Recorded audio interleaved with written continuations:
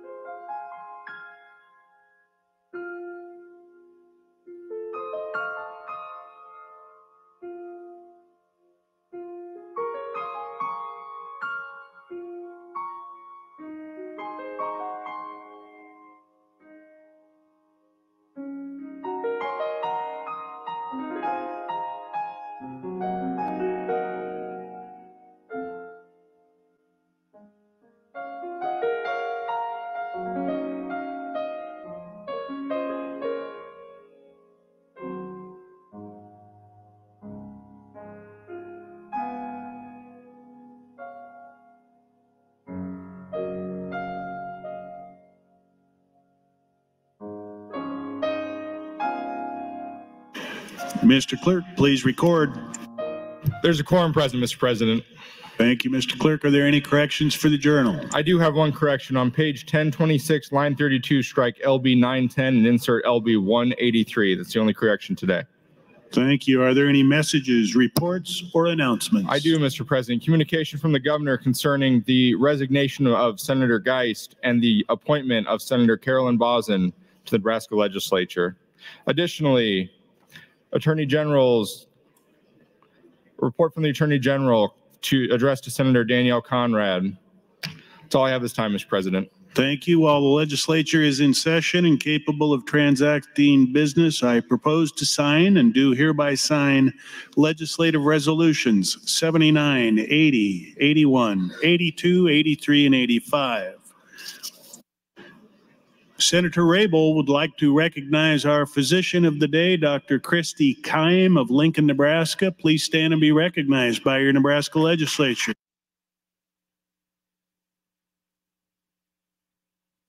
Senator Merman has a guest under the south balcony, Brenda Bennett of Red Cloud. Please stand and be recognized by your Nebraska legislature.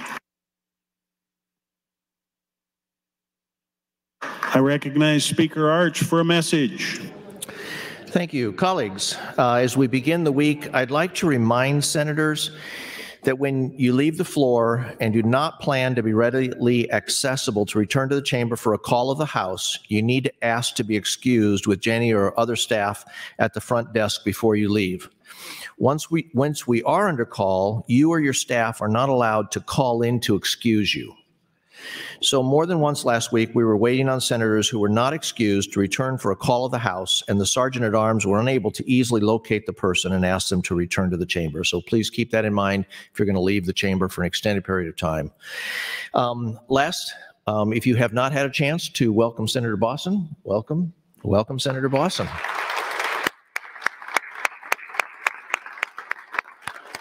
I'm sure you'll all take some time to personally greet her. That's the end of my announcement. Thank you. Mr. Clerk, for items.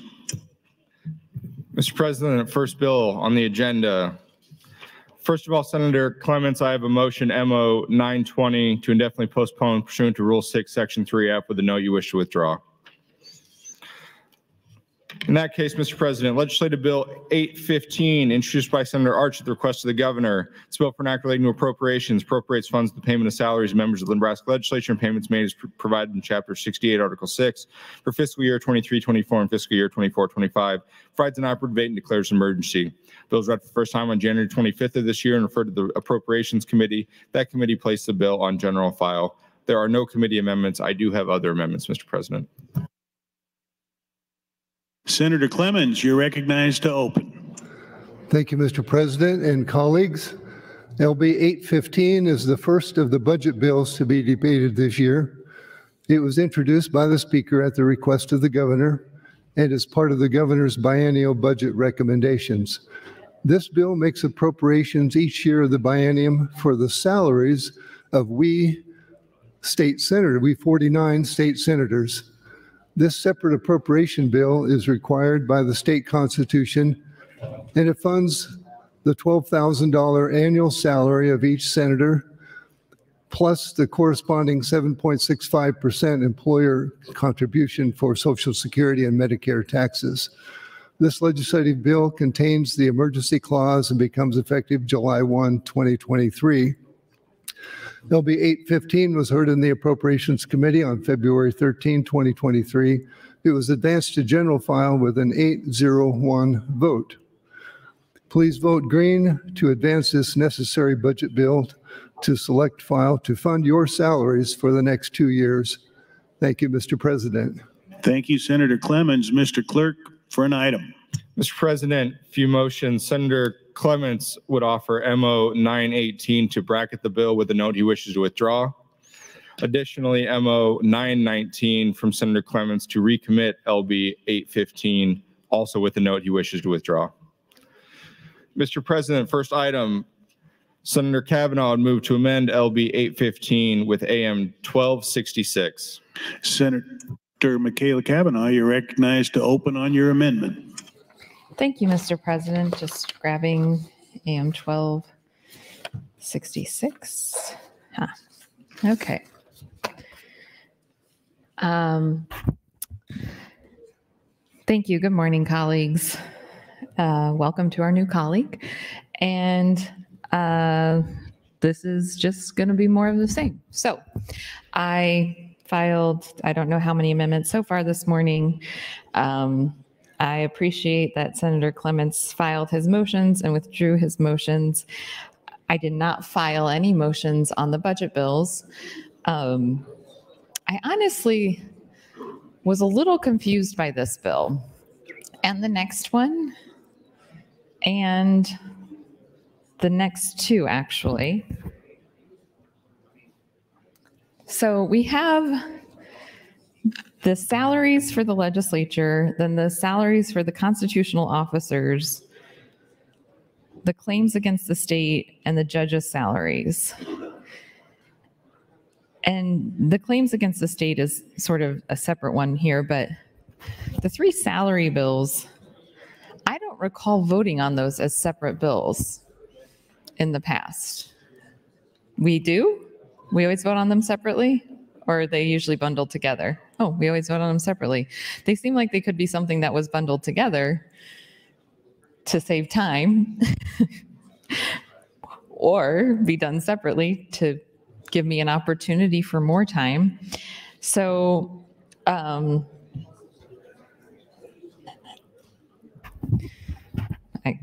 guess that's fine. So the first one is our salaries and AM 61266. In lines 1 and 2 strikes $632,982 and inserts $630,000.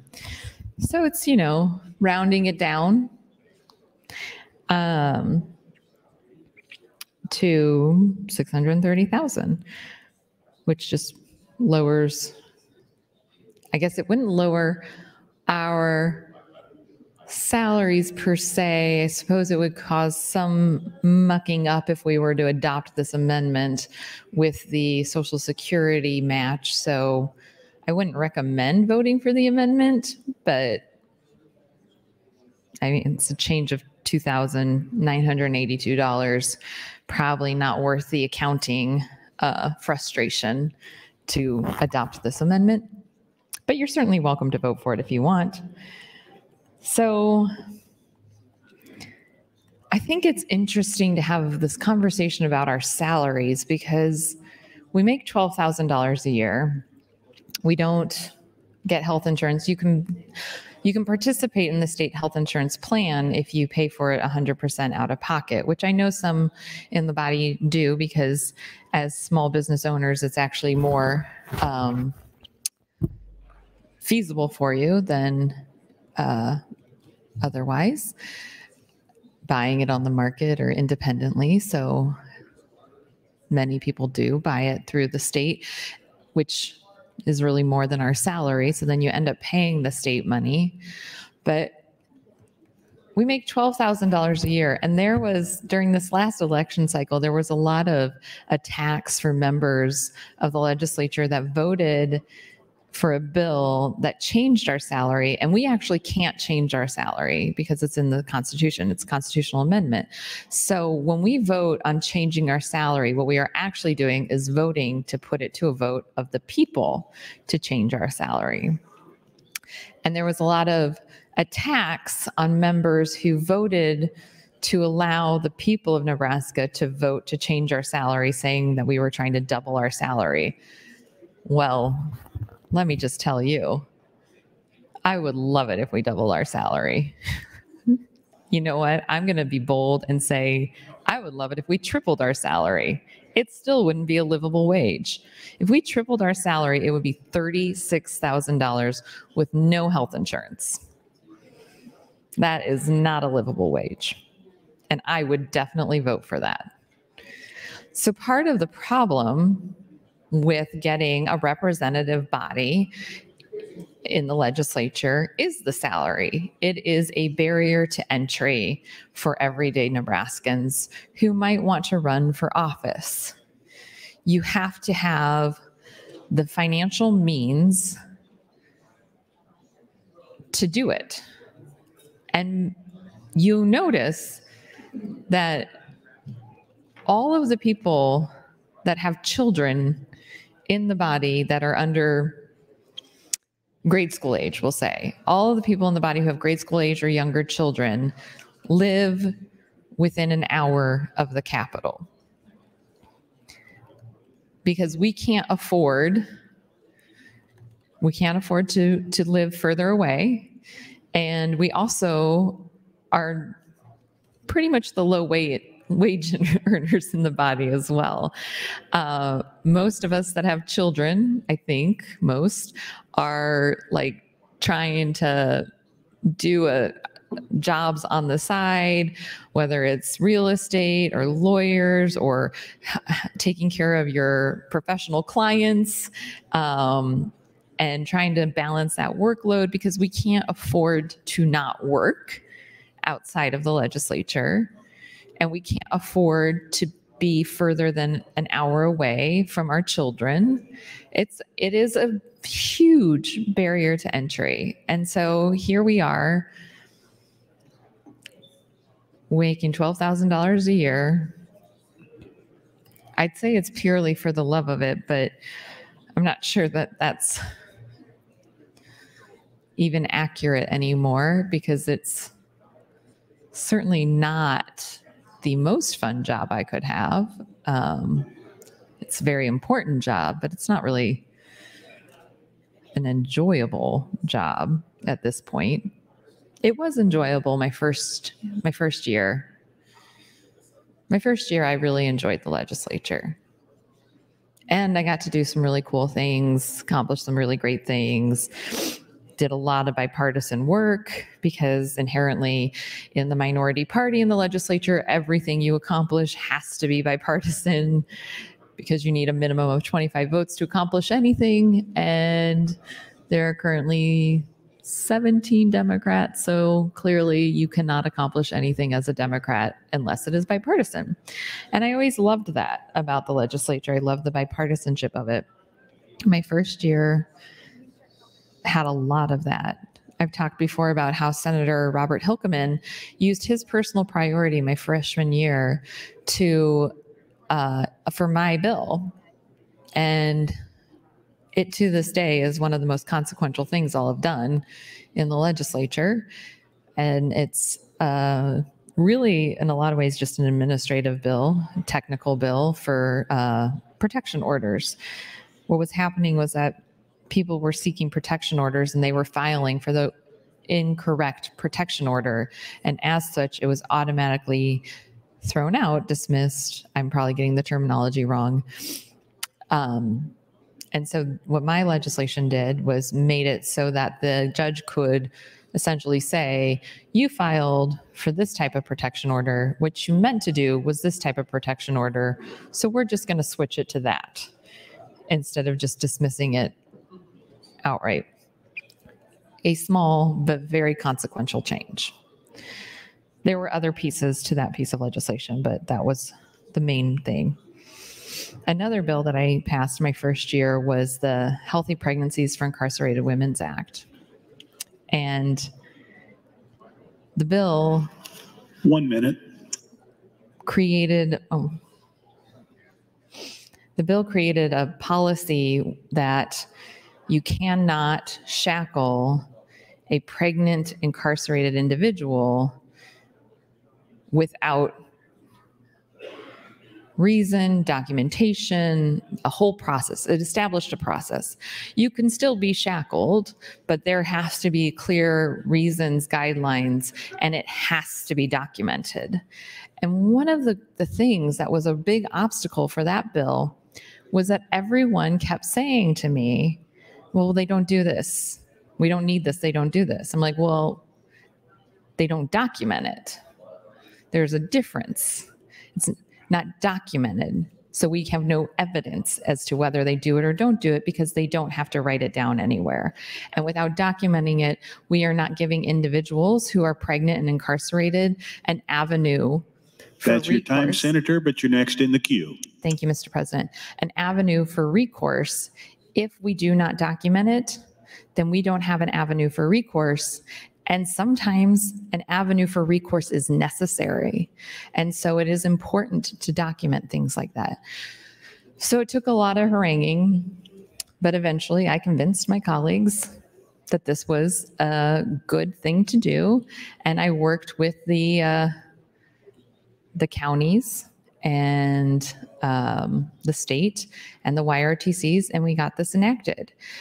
Then, lo and behold, we had the YRTC, the Youth Rehabilitation Treatment Center tragedy, where the youth that were at the Geneva campus refused to go back into their cottage because the quality of the space had deteriorated. It was so uninhabitable. It had black mold. It was disgusting. It was inhumane. So they were transported and they were shackled, which first of all is a whole nother problem. The fact that we shackled a bunch of teenage girls to transport them, really not appropriate. But because of that bill, Healthy Pregnancies for Incarcerated Women, which encompassed the YRTC, the teenager who was pregnant was not shackled and was transported separately. And that was like 2 months after that became law. Extremely consequential. And everyone said, we don't shackle pregnant women. But that teenager would have been shackled if we had not passed that law. It was traumatic enough for the teenagers that were shackled, but to imagine being a pregnant teen living in a government housing that had black mold, the ceiling on the floor, you were being locked in your rooms because the staff couldn't handle you, and then the police, the sheriffs come, and then they shackle everybody and put them in vans and take them to the boys' campus in Kearney. Imagine all of that happening and you're pregnant. How terrifying. So LB 815 is our salaries. And I definitely think that we earn our $5.27 an hour. That's what it works out to be. We get paid $5.27 an hour. How that is allowable under minimum wage laws, I don't know. We should probably have our salaries at least tied to the minimum wage. If we're not going to increase our salary, maybe that's something that we can do is tie it to the minimum wage. And then we don't have to take action when the minimum wage goes up. Legislative salaries go up, and that can be in the state constitution, and then we don't have to worry about it. But right now we are not paid even the minimum wage. We are paid $5.27 an hour. And that's assuming that we work 40 hours a week, which I don't know about the rest of you, but I certainly work a lot more than 40 hours a week at this job. I'm scared to even calculate what my salary would be if I kept track of it based on the hours. Pennies, yes, probably. Tens of cents. Yeah. So 1 minute. I definitely would encourage against voting for AM 1266, not because it's like a huge consequential change, but it would really be a pain in the butt for staff to have to figure out the accounting side of that, because we have to be paid the $12,000 a year. And then there's the Social Security and the other matching things. And so I don't know if that would end up meaning that if we lowered the amount by $2,982, maybe then we all have to pay slightly more out of our income to Social Security. It's an interesting question what the implications of AM 1266 would be. But yeah, I am seeing, I'm just going to acknowledge, I see that our dear colleague, Senator Aguilar, has changed seats again. That's your time, Senator. You're next in the queue, and yet that's your last time before your close. Thank you. Senator Aguilar, it's nice to see you back up front. I like that now I don't have to turn around to see you. So it's nice to be able to see you again in my sight line. I'm glad to see that you're well and back in your regular spot. So AM 1266 changes it by $2,982. So I was just speculating as to the implications of that. If we were to adopt this amendment, would that mean that we then have to pay more individually for the Social Security versus the state match for the Social Security? And so I'm actually trying to find the underlying bill here.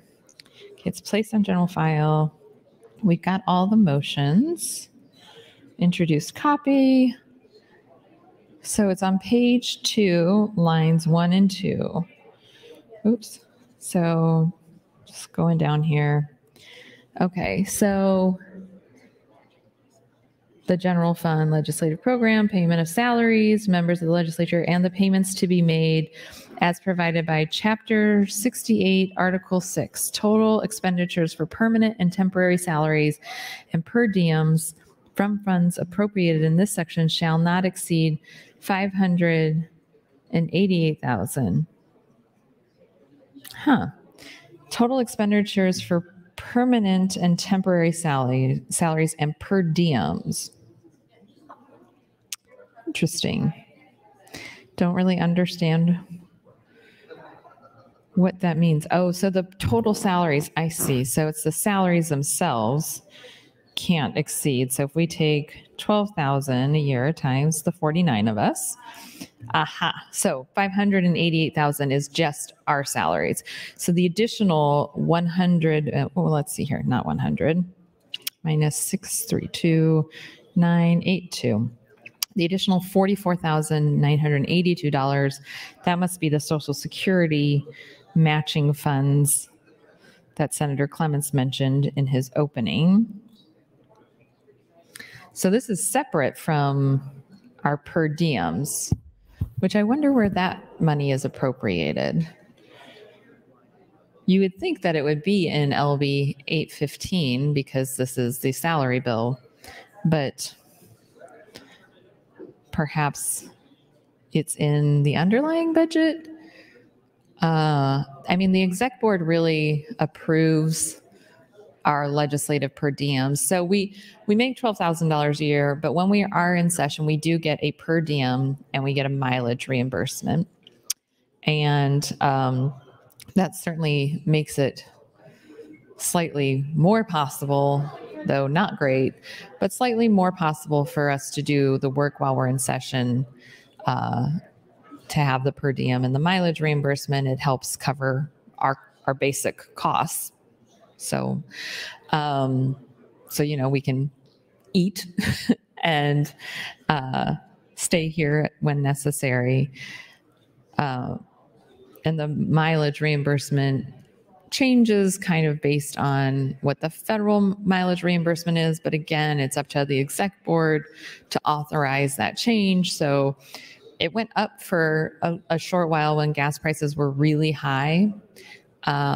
And it's gone back down a bit. I don't remember what it is now, 56 cents a mile, maybe. 1 minute. Thank you. Yeah, so the mileage reimbursement, very helpful.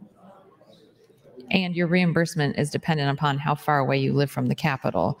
So you have to be over 50 miles away to get the higher reimbursement rate. And so if you live within 50 miles, you get a smaller per diem, but you get mileage reimbursed every day. If you live over 50 miles, you get a higher per diem, but you only get once a week round trip mileage.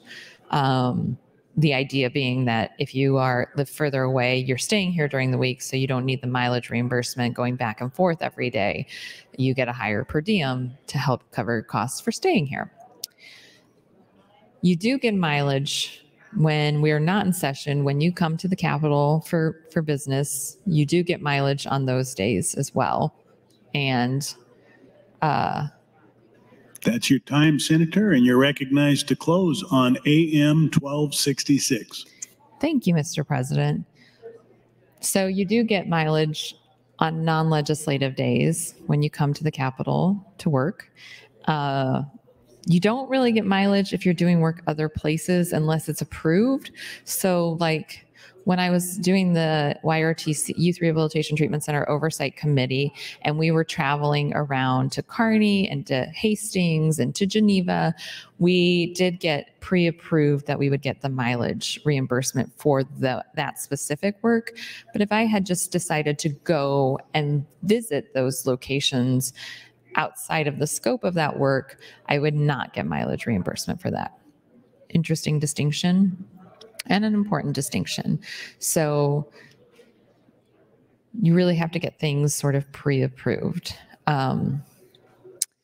Same thing with like hotels. If you're going to travel to a further part of the state for some work, if it's a committee, special committee, select committee work, it needs to be pre-approved by the executive board in advance in order for it to be reimbursable. And then you have to keep all your receipts and all of those things. You can get reimbursed. I don't know if it's going to be this year. Last year, the exec board did allow reimbursement up to, I can't remember the dollar amount, for conference travel. My first 2 years, 3 years, we did not have that. So if you traveled for a conference, it was not reimbursable at the state level. I appreciate the reimbursement because it makes it helpful to go to some of these sort of, there's a couple of them, legislative, there's the NCSL, National Council of State Legislators, and CSG, Council of State Governments. And those are two sort of professional groups that we as a legislature collectively belong to. And they have conferences that are very helpful. My first year, I went to the NCSL conference, and I remember very specifically the sessions on Medicaid expansion. We had just passed Medicaid expansion at the ballot here in Nebraska. And so going to that conference and hearing about how other states were implementing it, and as a freshman who's on HHS, who was trying to learn about Medicaid expansion and all of the ins and outs of the waivers and the SPA, state plan amendments, et cetera, that was very, very useful and very helpful to hear how other states were doing it, what some of the restrictions were, what were some of the things that different states were testing models of levels of coverage.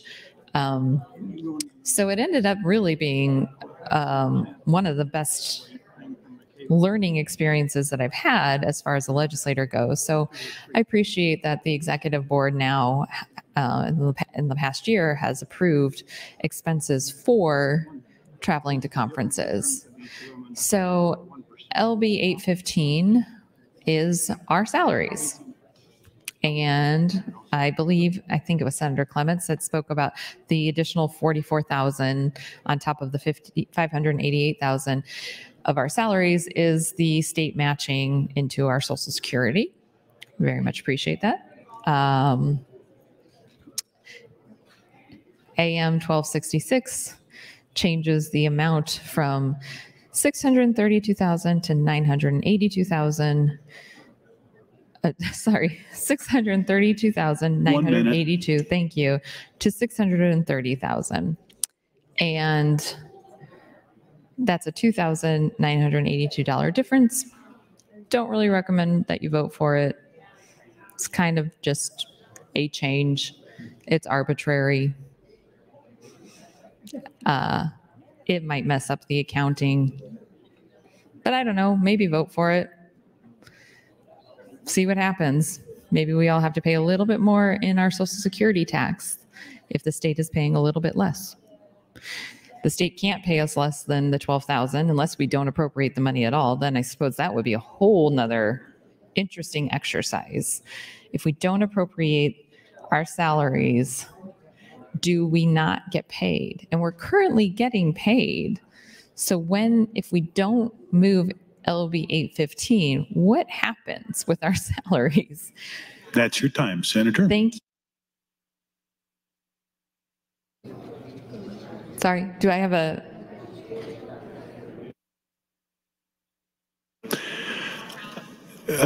There's been a request for a call of the House. The question is, shall the House go under call? All those in favor vote aye. All those opposed vote nay.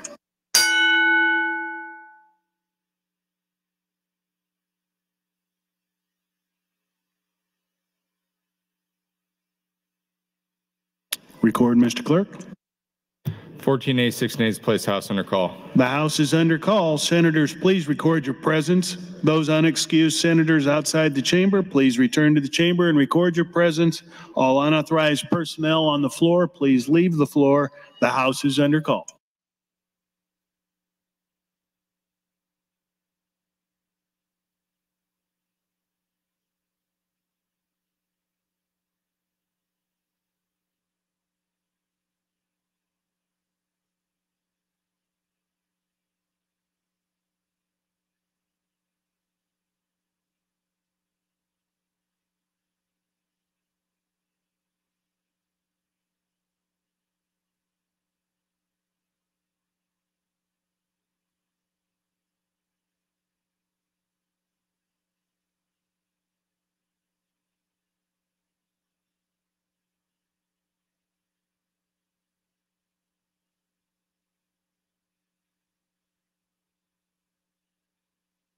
Senators Wishart, Armendariz, Walls, Slama, Dover, McDonald, Brewer, Hansen, please return to the chamber and record your presence.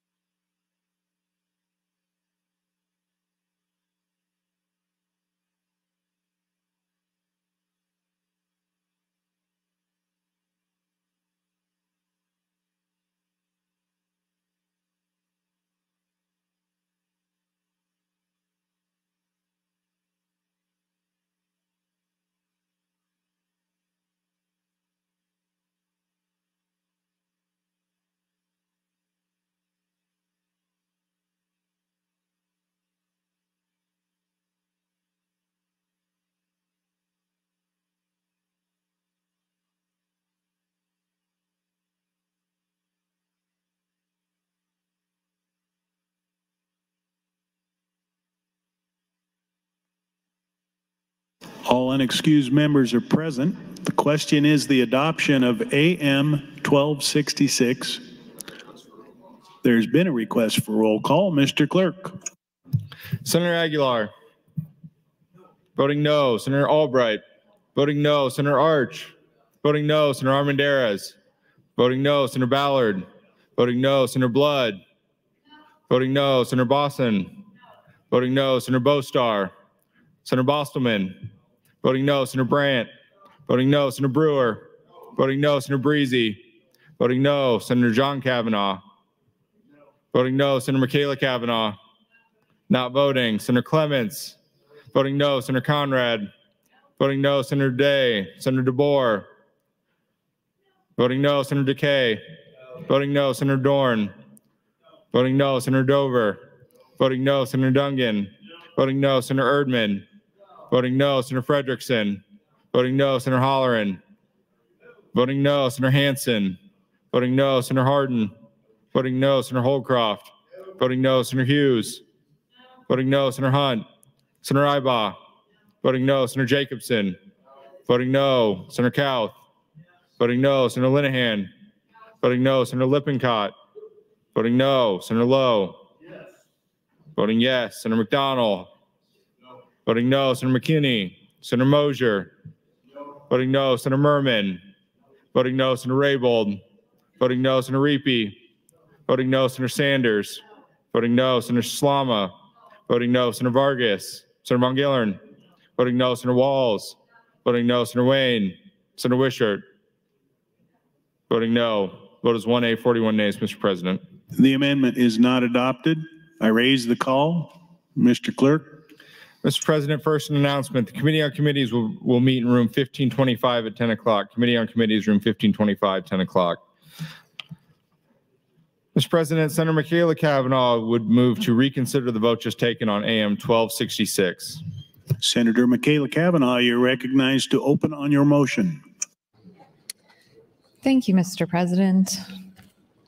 Colleagues, can go back about your business. So I appreciate Speaker Arch made an announcement this morning about call of the House, and I appreciate what he's saying. If your intention is to be checked in so that you don't miss a vote, then you should definitely do that. Even if it's going to take a few extra minutes, I think that's important. But if you just are in the building and you're okay with not voting on whatever it is we're dealing with at the moment, then you probably should check out. But I'm always okay to wait.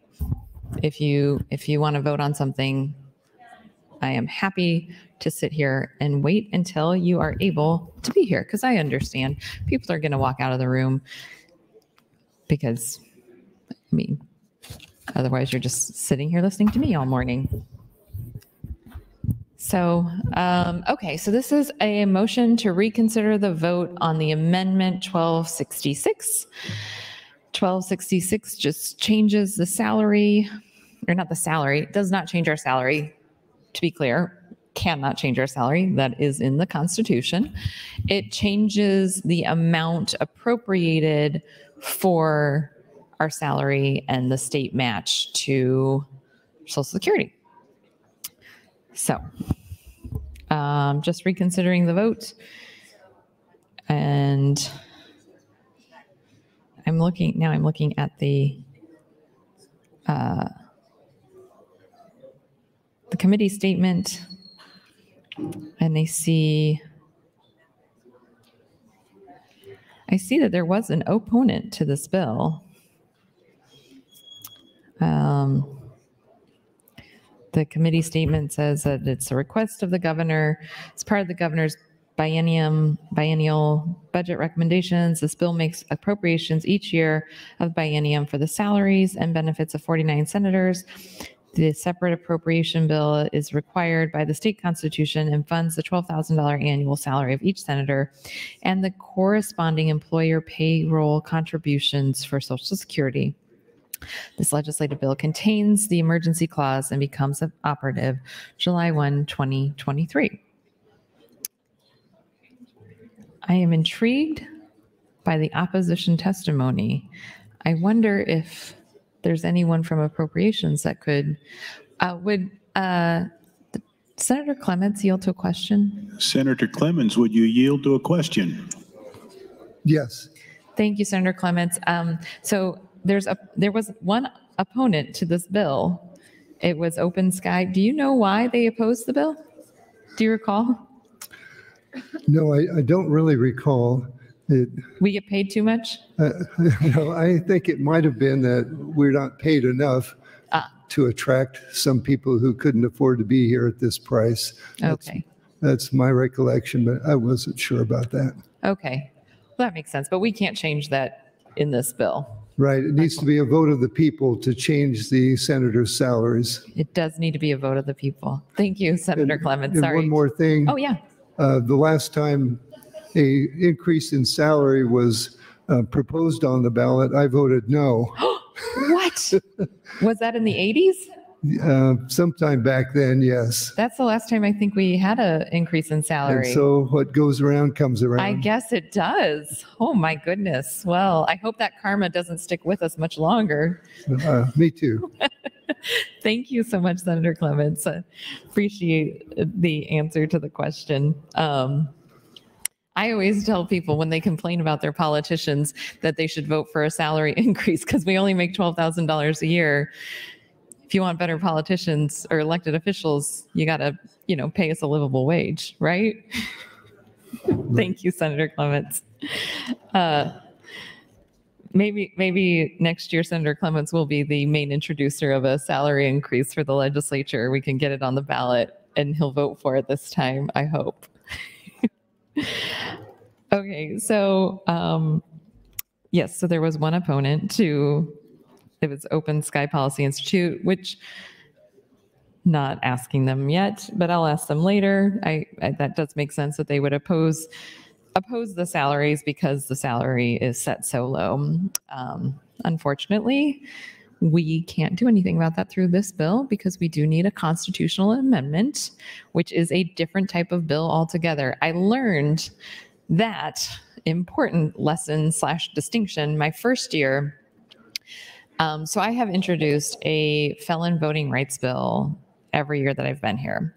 And my first year, I introduced a felon voting rights bill and it was written completely wrong. And I think it was Civic Nebraska, Weston Miller, who came and he moved away. But I remember whenever Weston has come and testified that he and the chair of the committee, Senator Brewer, always had very interesting and in-depth kind of conversations about the voting rights bill. So that was a loss to us, to the state, to have Weston not here any longer. But so I introduced this bill, and I remember distinctly Weston coming to my office, and he was a little nervous to tell me this, but that my bill was wrong.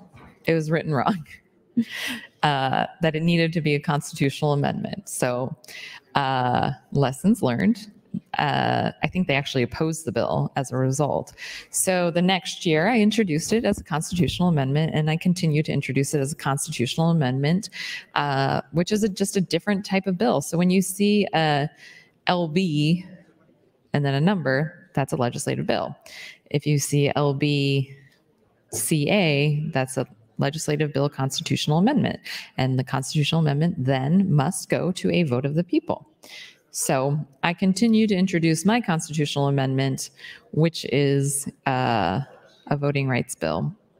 However, if we want to talk about, I don't know if there's any salary increase bills this year, but does that go to government? If it does, Senator Brewer, we should talk about doing a new hearing on my constitutional amendment for voting rights and maybe making it a constitutional amendment for salary. We could kick that out and maybe get our salaries on the budget. I'm always looking for an interesting conversation. But we can't do that on this bill because this is not a constitutional amendment.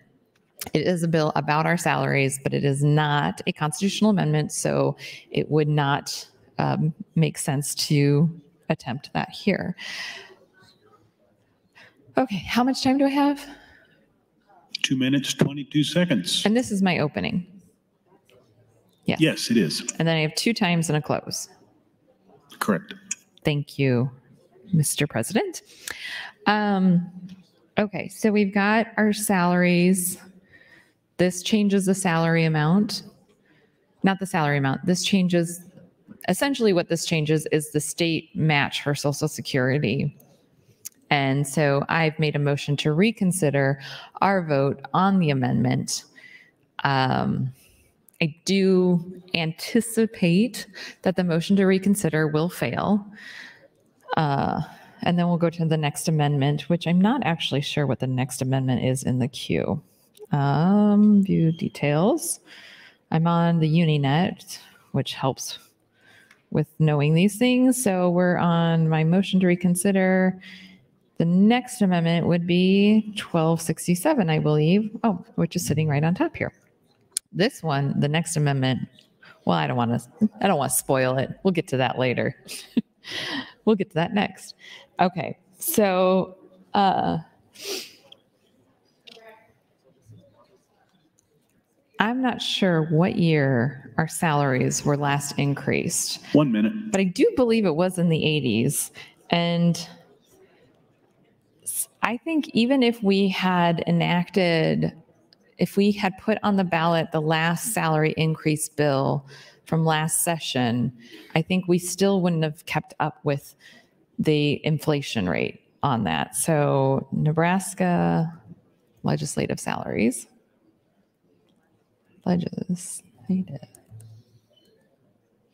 So, but it did go to a vote of the people. The last time it was, I guess, ratified. No, not ratified. Increased. Not sure what the right way to say that.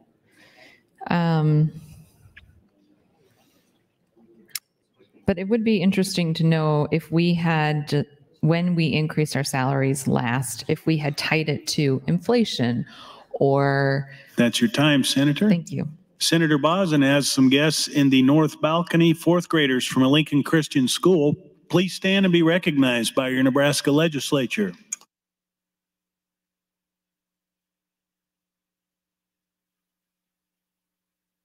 Senator Michaela Cavanaugh, you're recognized to speak. Thank you, Mr. President. It looks like in 2010, there was a state senator salary increase act to increase our salaries from $12,000 to $21,000. Just flip the 2 numbers, right? Super easy.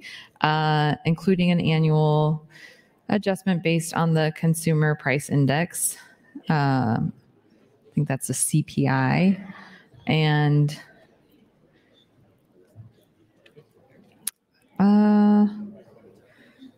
there was an opinion piece, 1988. The last time Nebraska legislators received a salary increase, according to the Omaha Daily Record, was 1988.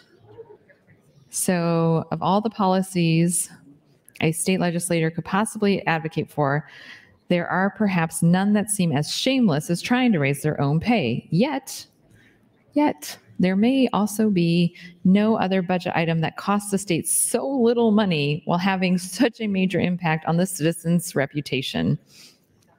Nebraska state senators are currently paid $12,000 each year for their service. In addition, legislators residing within 50 miles of the Capitol receive a per diem during the legislative session, while those living more than 50 miles receive a greater per diem. For comparison, Nebraska Governor Pete Ricketts earns $105,000 each year, while the Douglas County Board of Commissioners will make at least $60,000 per year beginning in 2024. The last time Nebraska legislators received a salary increase, 1988. A proposal in 2012 to increase legislative salaries to $22,500 was soundly defeated by Nebraska voters. Well, Senator Clements, maybe you voted against the 2012 one. You did. Okay. Little did you know you'd be here not too long after that. Oh, you could be making twice as much money if you had only voted for that. So that was defeated by Nebraska voters by 68% to 31% margin. In other words, public support has to come a long way in order for Nebraska to prove a raise for legislators anytime soon. However, I hope public support eventually comes around because it is well past time. Oh, I need to get back in the queue.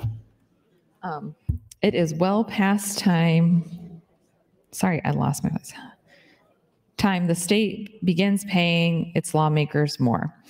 If this were only a matter of giving a raise to the current legislators in office, I may passively support such a measure, but I would not necessarily be passionate about giving state tax dollars to a group of people who are most likely college-educated lawyers and business owners who happen to be doing pretty all right for themselves. I take issue with that statement from the author because that is not me.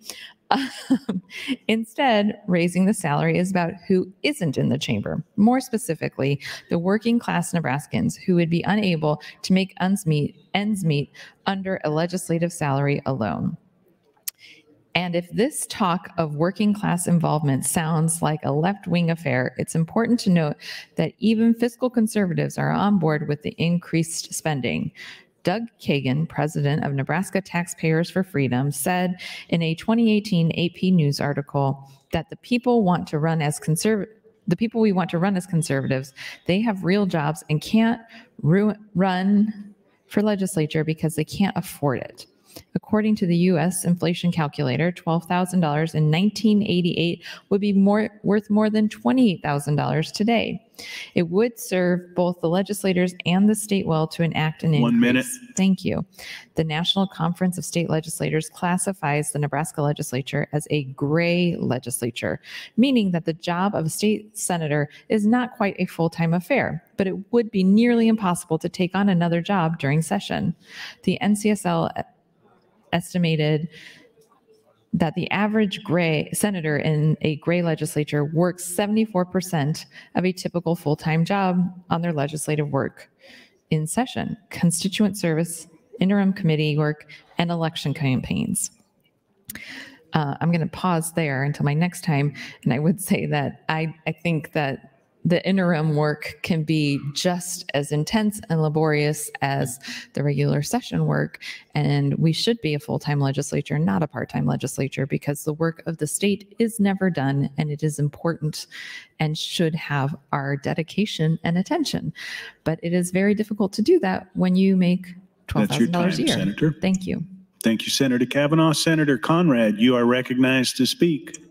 Thank you, Mr. President, and good morning, colleagues. Sorry, I've got a little bit of a sore throat this morning after a joyous holiday weekend with friends and family, so apologize for the scratchiness, but just wanted to weigh in this morning on a couple of key components in regards to this measure and how it relates to where we are in debate.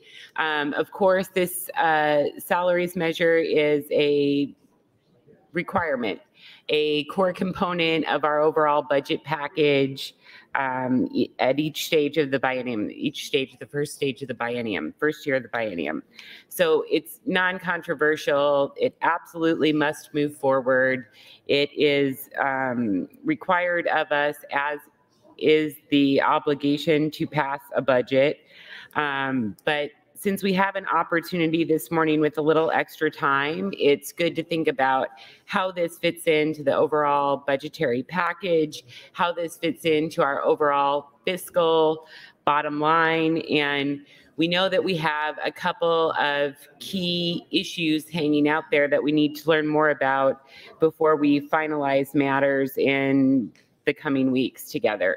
So first, we have the budgetary decisions. We're all waiting very, I think, excitedly to see exactly what the Appropriations Committee puts forward in regards to the overall budget package. We have an additional Revenue Board forecast coming soon, I believe at the end of April, that will provide a bit more clarity about where we are in terms of our overall fiscal health and bottom line. And then we have a host of bills that are moving their way through the legislature with fiscal notes of varying size, some small, some larger. And I wanted to draw the body's attention in regards to how this bill LB 815 fits into our overall budgetary picture and fiscal picture. With a story that I found really compelling this morning in the Nebraska Examiner. And to Senator Linehan and Senator Breezy's credit, we've all been hit with higher than anticipated fiscal notes as our measures, as our bills were working their way through the legislative process. So I know that that's definitely a position I found myself in before. And you have to work with fiscal and work with your colleagues to try and see what adjustments you need to make there to ensure fidelity to the nonpartisan fiscal office and to making everything work as the bills move through the process. But there was some interesting reporting on an updated fiscal note that showed that the income tax package that we had advanced recently came in $900 million more than anticipated. 900 million with an M. So as people on this floor get up and wring their hands and talk about, well, gosh, maybe we can't afford something for $400,000 or $1 million fiscal note is too big. Not only did we pass a huge tax package on to the second round, which I was providing tentative support for a variety of reasons. I like the Social Security component. I like the child care components. I am very concerned about the sustainability and equity in the corporate tax and the income tax proposals that benefit the wealthiest in the state much, much more than the middle class and working class. But now we have that huge fiscal note that's been increased by $900 million that we're going to have to grapple with together. I have no doubt that, thank you, Mr. President, that talented leaders like Senator Linehan and Senator Breezy will be able to figure out how to make that work. But make no mistake, some of that reporting, that initial reporting on the increased fiscal note said some of the most attractive pieces of that income package, which benefit working families, providing a first of its kind child care tax credit in Nebraska might be on the chopping block. Number one, that's not going to address the fiscal imbalance. Number two, that further deteriorates the equity in terms of the overall package. So let's look at 815 and how that fits into the budget train and how that fits into the bottom line. I wanted to draw the body's attention to that important issue that we'll have to grapple with together as well, and make clear my position that we cannot do any additional damage to the equity components in that important measure. Thank you, Mr. President. Thank you, Senator Conrad. Senator Raybold has some guests under the north balcony. They are her daughter, Clara Herrero, her husband, Pepe Herrero, and her granddaughters, Paloma and Lenny Goldman. Please stand and be recognized by your Nebraska Legislature.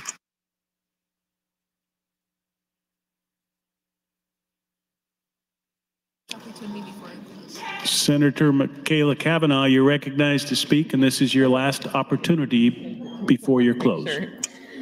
Thank you, Mr. President. Okay, I was reading this article from the Omaha Daily Record about salaries.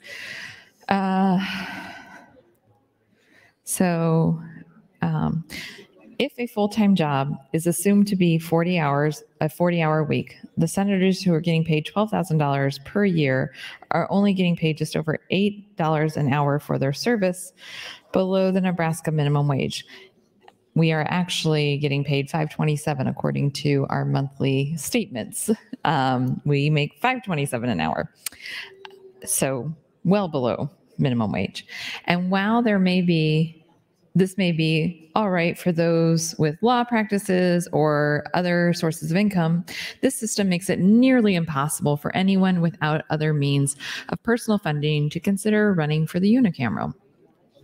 I'd also push back on that concept because I know those that have law practices or who are realtors, which are sort of the more flexible jobs, you are giving up a significant amount of your time to work in your business, to grow your business, but also just to bring in that income that you would otherwise be doing if you weren't here. And so, yes, you might be bringing in a larger income in your slightly more flexible job, but assumedly you have some fixed costs in your life, like mortgage. If you got kids, like everything about a kid is a fixed cost, and it's a growing fixed cost every single day, week, year. So yes, it is more feasible, but it still is a financial hardship to some degree to take away from your own business that you are working on. So if you don't draw just like an annual salary from whatever it is you do, and you really, your salary or your income is based upon your work product, your clients, etc., being in the legislature is a financial sacrifice for pretty much most of us. I just accidentally went back on the page. So just, okay. So, okay. With only 49 senators in one house, Nebraska has the fewest elected officials to pay in its state legislative branch. So such a change would be cheaper to enact than a similar measure in other states. Raising the salaries of each of the legislators to $28,000, for example, would only cost the state an additional $784,000 each year. This may seem like a lot to the average household, but for a state with a budget of $12.5 billion, this would account for just over 0.006% of the state's spending. However, the ultimate impact of enabling more people to feasibly run for office without having to worry about their personal economic future could make a major difference in the rest of the state's spending. On Tuesday, the Nebraska Legislature fell one vote short of overriding Governor Ricketts' veto of a bill that would force Ricketts to join the other 49 states and apply for $120 million in federal pandemic rental assistance. With the current salary in place, it would be difficult for anyone renting to find themselves in the chamber, and a lack of representation from the lower class could have a major impact on votes such as these. There are other barriers to overcome beyond lower pay for people of different backgrounds looking to get into politics. 1 minute. Thank you. But raising the salary of Nebraska legislators is a good idea without much of a downside. Even though the optics of a raise for elected government officials may not look great, this only makes it all the more important for everyday citizens to lead the charge in making the change. If the state is willing to spend $700 million on water projects throughout the state, as I believe it should, this is the author, then surely a legislative raise shouldn't come as too much of a burden to overcome. So this was an article produced by the University of Nebraska-Lincoln. You can find more at news.unl.edu. And it was in the Omaha Daily Record. The Daily Record, I believe it's a legal publication. That's your time, Thank Senator. you. And you're recognized to close on your motion to reconsider. Thank you, Mr. President. So the Daily Record that I'm looking at, that's what I was reading this article from about legislator salaries. It has a cute little picture of a cow standing on the state of Nebraska holding a newspaper. Just kind of a silly logo. Okay, so we are back to the motion to reconsider the vote on AM 1266. And AM 1266 changed the amount we were appropriating by $2,982. It reduced it by $2,982. Which really wouldn't result in a change in our salary directly, although indirectly it probably would, since that would reduce the amount of the state match for Social Security, which I think would then result in us having to pay more in Social Security out of our income. So ultimately, we would be being paid less now if we were to reconsider the vote and to adopt AM 1266. So I guess do with that what you will.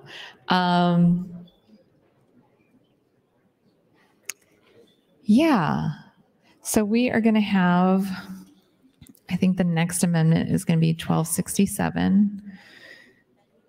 and we will just keep on going on. So I'm just going to sit down and ask for a call of the House and a roll call vote. Thank you. Thank you, Senator. There's been a request to place the House under call. The question is, shall the House go under call? All those in favor vote aye. All those opposed vote nay.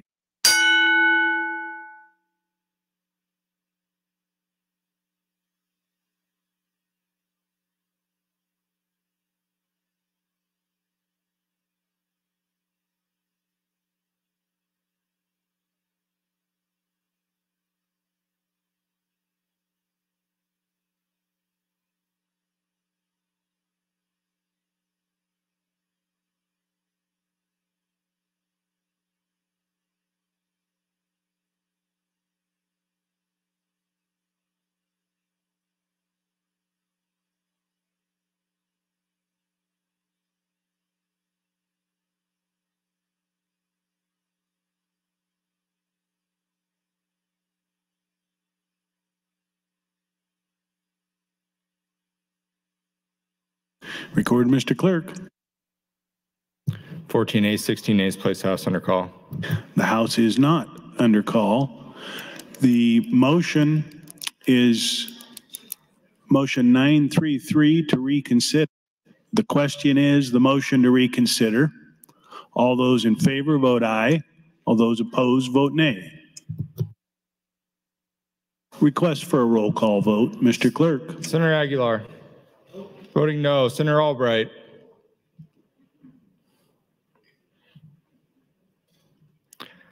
Senator Arch. Voting no. Senator Armendariz.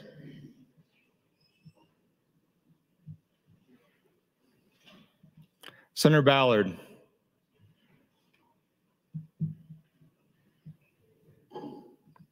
Senator Blood.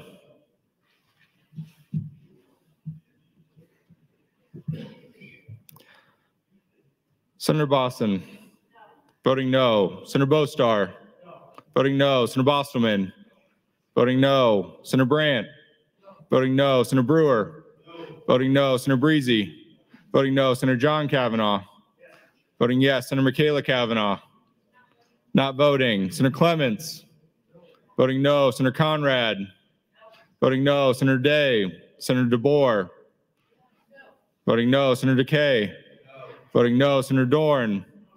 Voting no. Senator Dover. Voting no. Senator Dungan. Voting no. Senator Erdman. Voting no. Senator Frederickson.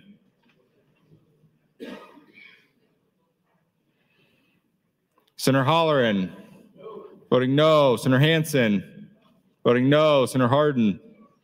Voting no. Senator Holcroft. Voting no. Senator Hughes. Voting no. Senator Hunt. Senator Ibach. Voting no. Senator Jacobson. Voting no. Senator Kauth. Voting no. Senator Linehan. Voting no. Senator Lippincott.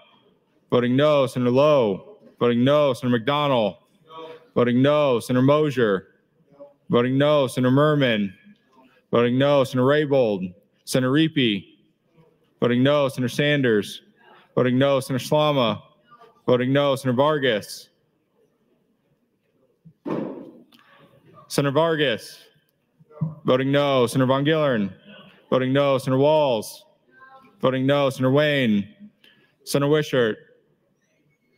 Voting no. Vote is 1A, 37 nays, Mr. President, on the motion to reconsider. The motion to reconsider fails. Mr. Clerk, for items. Mr. President, next amendment, AM 1267 from Senator Kavanaugh. Senator Michaela Kavanaugh, you're recognized to open on your amendment. Thank you, Mr. President. Legit don't care if you vote against the call of the House.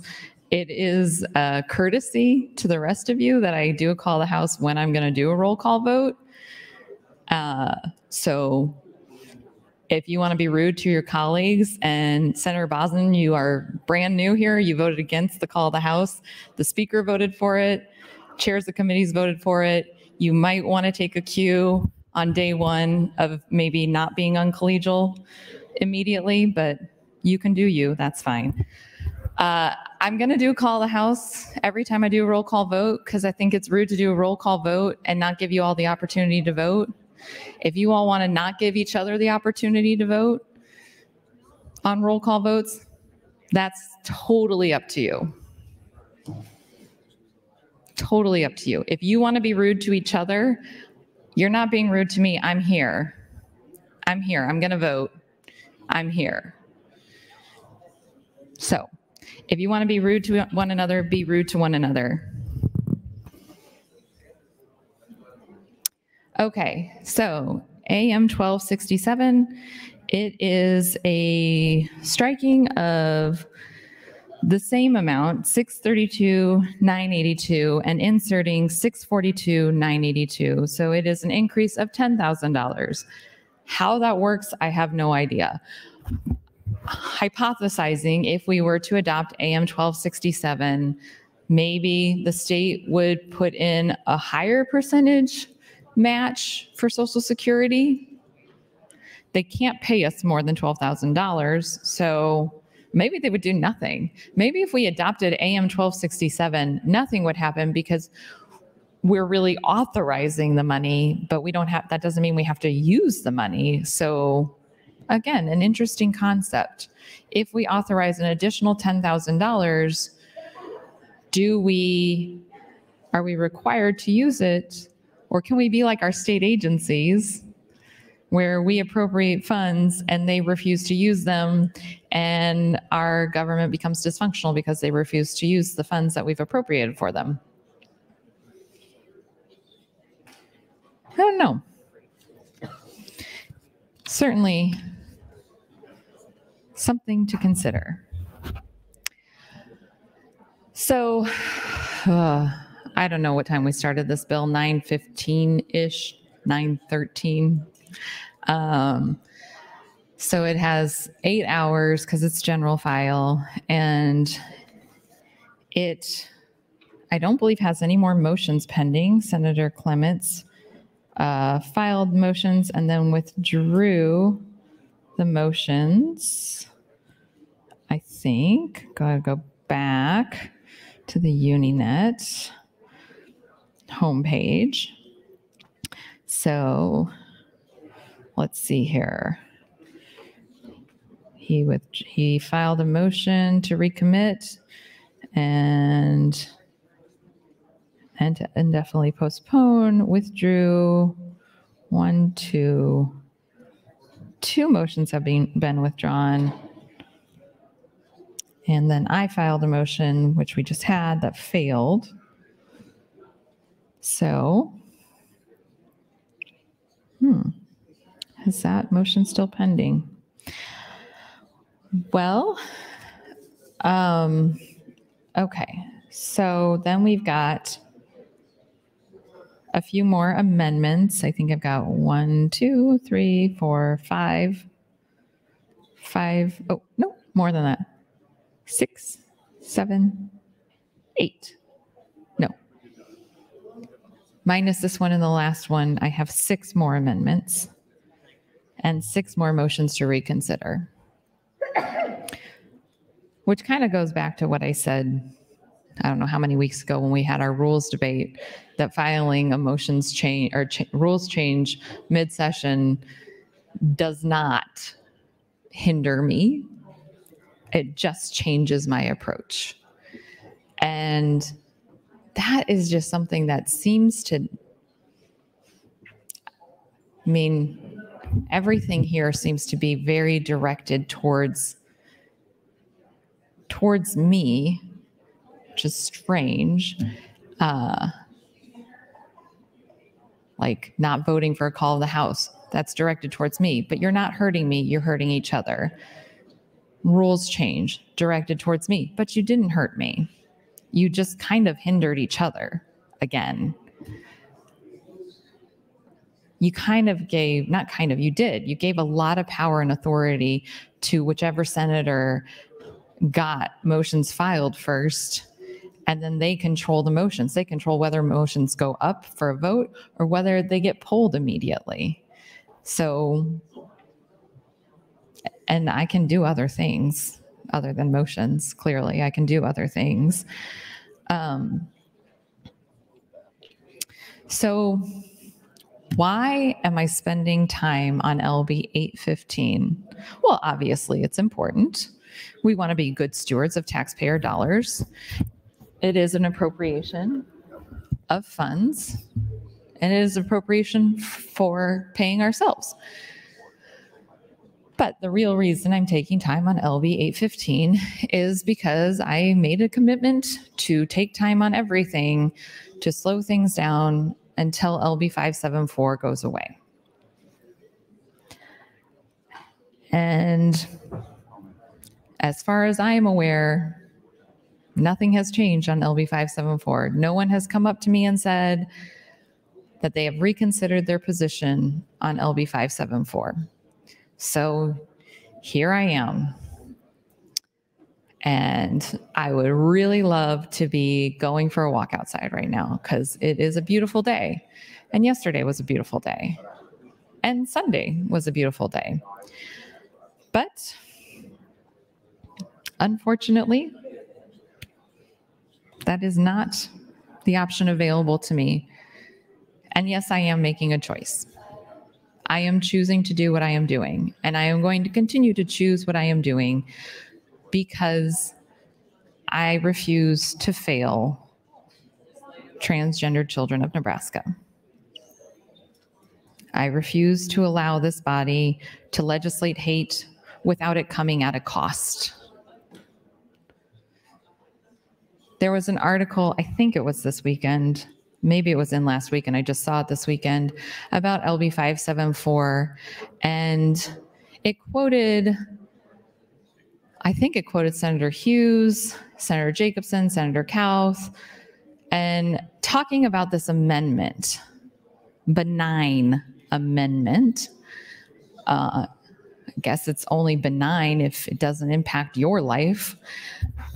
So this amendment is really the epitome of the discrimination of the bill.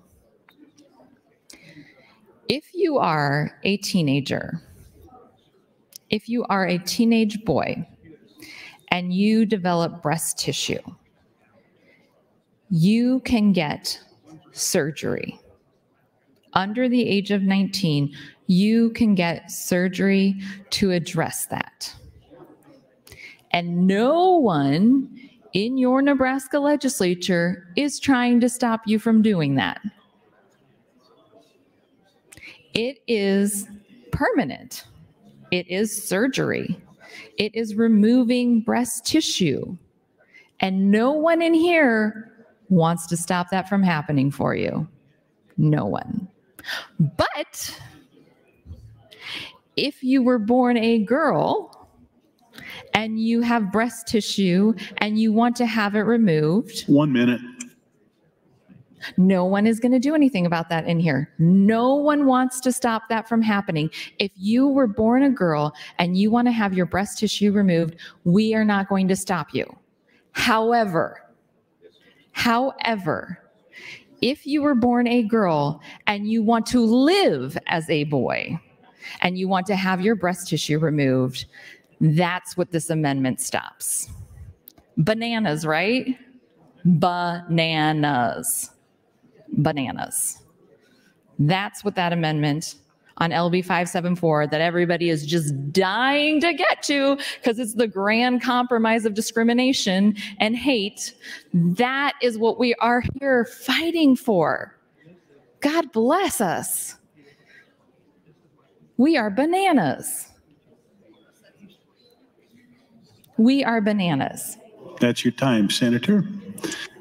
Senator Wayne has some guests in the north balcony, members from 3 chapters of Alpha, Kappa, Alpha sorority in Lincoln and Omaha. Please stand and be recognized by your Nebraska legislature.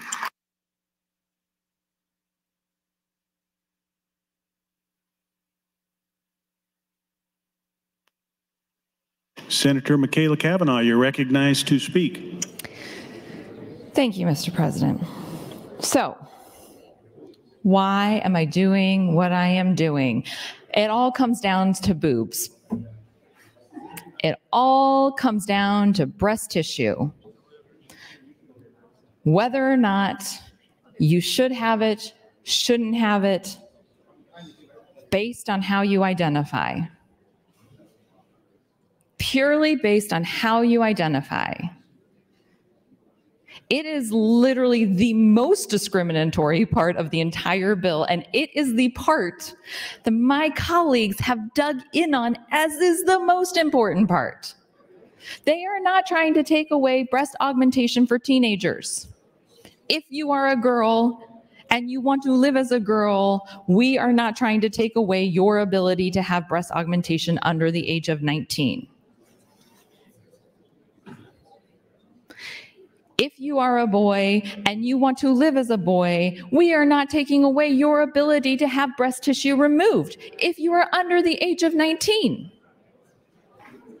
We are literally only trying to discriminate based on how you identify, and we are saying we are doing it to protect you. To protect you. We're not trying to protect the teenager who wants to have breast reduction surgery or breast implants. We're not trying to protect that teenager. That teenager doesn't need our protection. That teenager is just fine. That teenager and their parents and their surgeon can make those decisions. We are trying specifically to protect the teenager who is transgender. Why are we doing that? Why are we doing that? Why is that amendment the linchpin to people being okay with discrimination? Again, if you are a boy and you want to live as a boy and you have breast tissue and you are under the age of 19, LB 574 does not stop you from having that removed. If you are a girl and you want to live as a girl and you want to have breast implants or breast reduction surgery, LB 574 does nothing to stop you. However, if you are born a girl and you want to live as a boy, then that surgery that we allow for a boy and a girl that's under the age of 19 miraculously becomes illegal. Miraculously becomes illegal because of how you identify. And Senator Hughes and Senator Jacobson and Senator Brandt are okay with that, and I am not okay with that. And it makes no sense to me. It makes no sense to me that they are okay with that. It makes no sense to me that any of you are okay with that, because it is discrimination, pure and simple. You are requiring a doctor to perform or not perform a surgery based purely on how the individual identifies as a human being. And you are okay with that as a compromise. That is the worst part of it all. That is the clearest, most transparent discrimination of it all. But that is a compromise. That is not a compromise. That is discriminatory. That is targeting a population because of how they identify. You are not trying to take away breast surgery for teenagers. You are trying to take away breast surgery for trans teenagers. That is discrimination. 1 minute.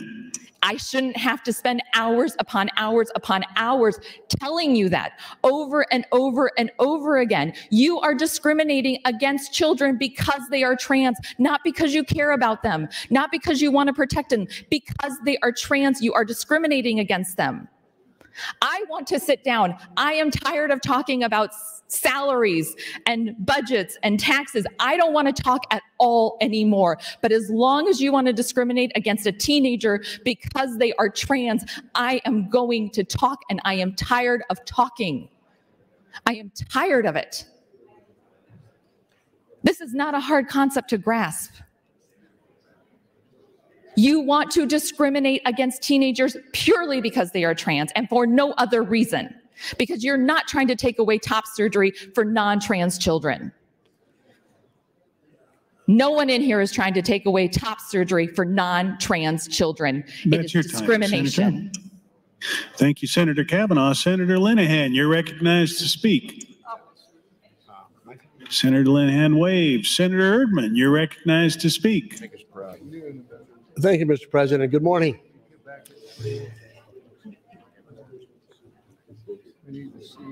we've been sitting here listening to basically 574 for about the 60th day. Senator Michaela Cavanaugh, the louder you get doesn't help persuade us to change our mind. I want to tell you a story. One time when my son was about 10 years old, we were working with some people that were going to take weeds out of our sugar beets, and they didn't speak English. And so as I was trying to describe them what I wanted them to do and negotiate a price, I began to get louder and louder and louder. Pretty soon I was yelling. And my son was 10 years old, and he said, "Dad, these people aren't deaf. They just don't understand English." So Senator Cavanaugh, we hear you when you speak. You don't need to yell at us. But the point is, we don't agree. And these puberty blockers and the things they're doing to these young people are harmful. And those are irreversible. So it's a situation we're going to deal with. And we will vote on 574 again. And it is my prayer and hope that it passes to protect young people. Because we've been sold a bill of goods by the medical people that this is good for young people. It is not. And I seen a cartoon yesterday that said the guy goes into the bank and tells the bank he identifies as a millionaire, he wants to withdraw $1 million. And the teller just laughed at him. Just because you want to identify as something else doesn't change who you really are. And we're going to have those discussions about 574. And I'm sure we're going to hear more about that the rest of the day. But this is a very simple bill to advance the payment of us who work here, who are selected to be here. That's all this is. Let's move on and vote on the issue that we came to do. Thank you. Thank you, Senator Erdman. Senator Michaela Cavanaugh, you're recognized to speak, and this is your third time before your close. Thank you, Mr. President. I appreciate Senator Erdman's steadfast consistency. For me, every bill is about 574, which is why I talk about 574 with pretty much every bill. And I'm yelling because I'm angry. I'm yelling because I'm tired. I don't think that me yelling or talking softly is going to matter to anybody in here. So I'm really just talking to the people at home more than anything else. And I'm angry. So yeah, I got a little worked up. I did get a little worked up. I mean, conversation would be totally different if the amendment was to ban surgery for teenagers. You take a lot of steam out of my sails if you want to ban top surgery for all teenagers, regardless of their gender identity. But that's not what you want to do. That's not what you want to do. I would still oppose that because, again, parental rights and medical decision making, but at least you wouldn't be discriminating. And I know that that's not what you want to do because that's not what you did. You want to ban a specific medical procedure for a specific population. That's what you want to do. You don't want to ban top surgery for minors. You want to ban top surgery for transgendered minors. That is discrimination. That is discrimination. We have, as an institution, the royal we, the greater, the generational we. We as an institution have systematized discrimination, racism, sexism, ageism. We have systematized those things.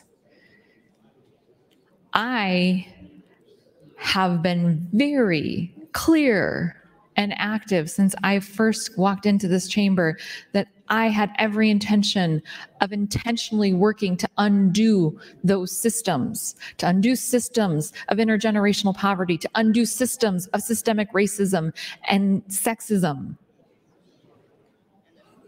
and transphobia, LGBTQ phobia.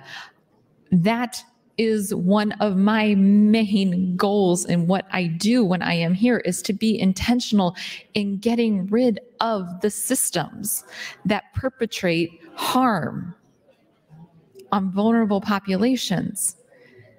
LB 574 does the opposite. It codifies into law discrimination because of your gender identity. And no one should be okay with that. No one should be okay with voting for codifying discrimination based on gender identity. It doesn't matter if you are a Christian conservative, an atheist, Jewish, Islamic. It doesn't matter. Your religious beliefs should not 1 minute. make it okay to discriminate.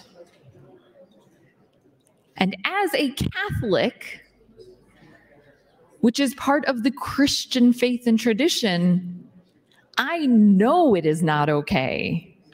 I know it is not okay to discriminate. My faith does not allow for it. And for Christians to stand up here and say that it does is wrong. You can discriminate if you want to, but my faith does not allow for it. So don't say that it does, because that is wrong. That is wrong. I think I'm about done. I have my next time to close, so I'll just yield my time and go to my close. Thank you, Senator Kavanaugh.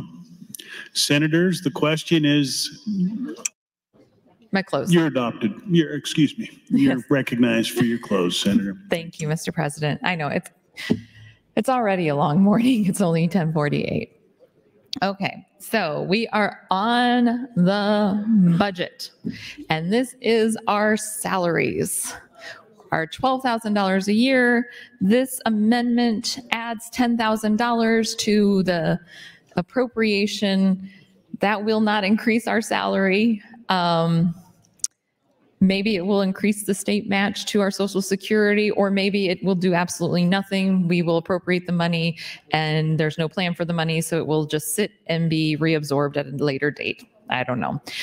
I mean, basically, I would say that you probably don't want to vote for AM 1267, and that's fine. Neither here nor there for me. All right, gonna do something different. Just gonna ask for a roll call vote. Thank you.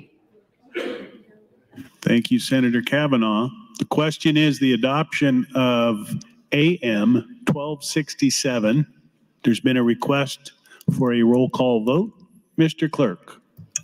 Senator Aguilar. Voting no. Senator Albright. Voting no. Senator Arch.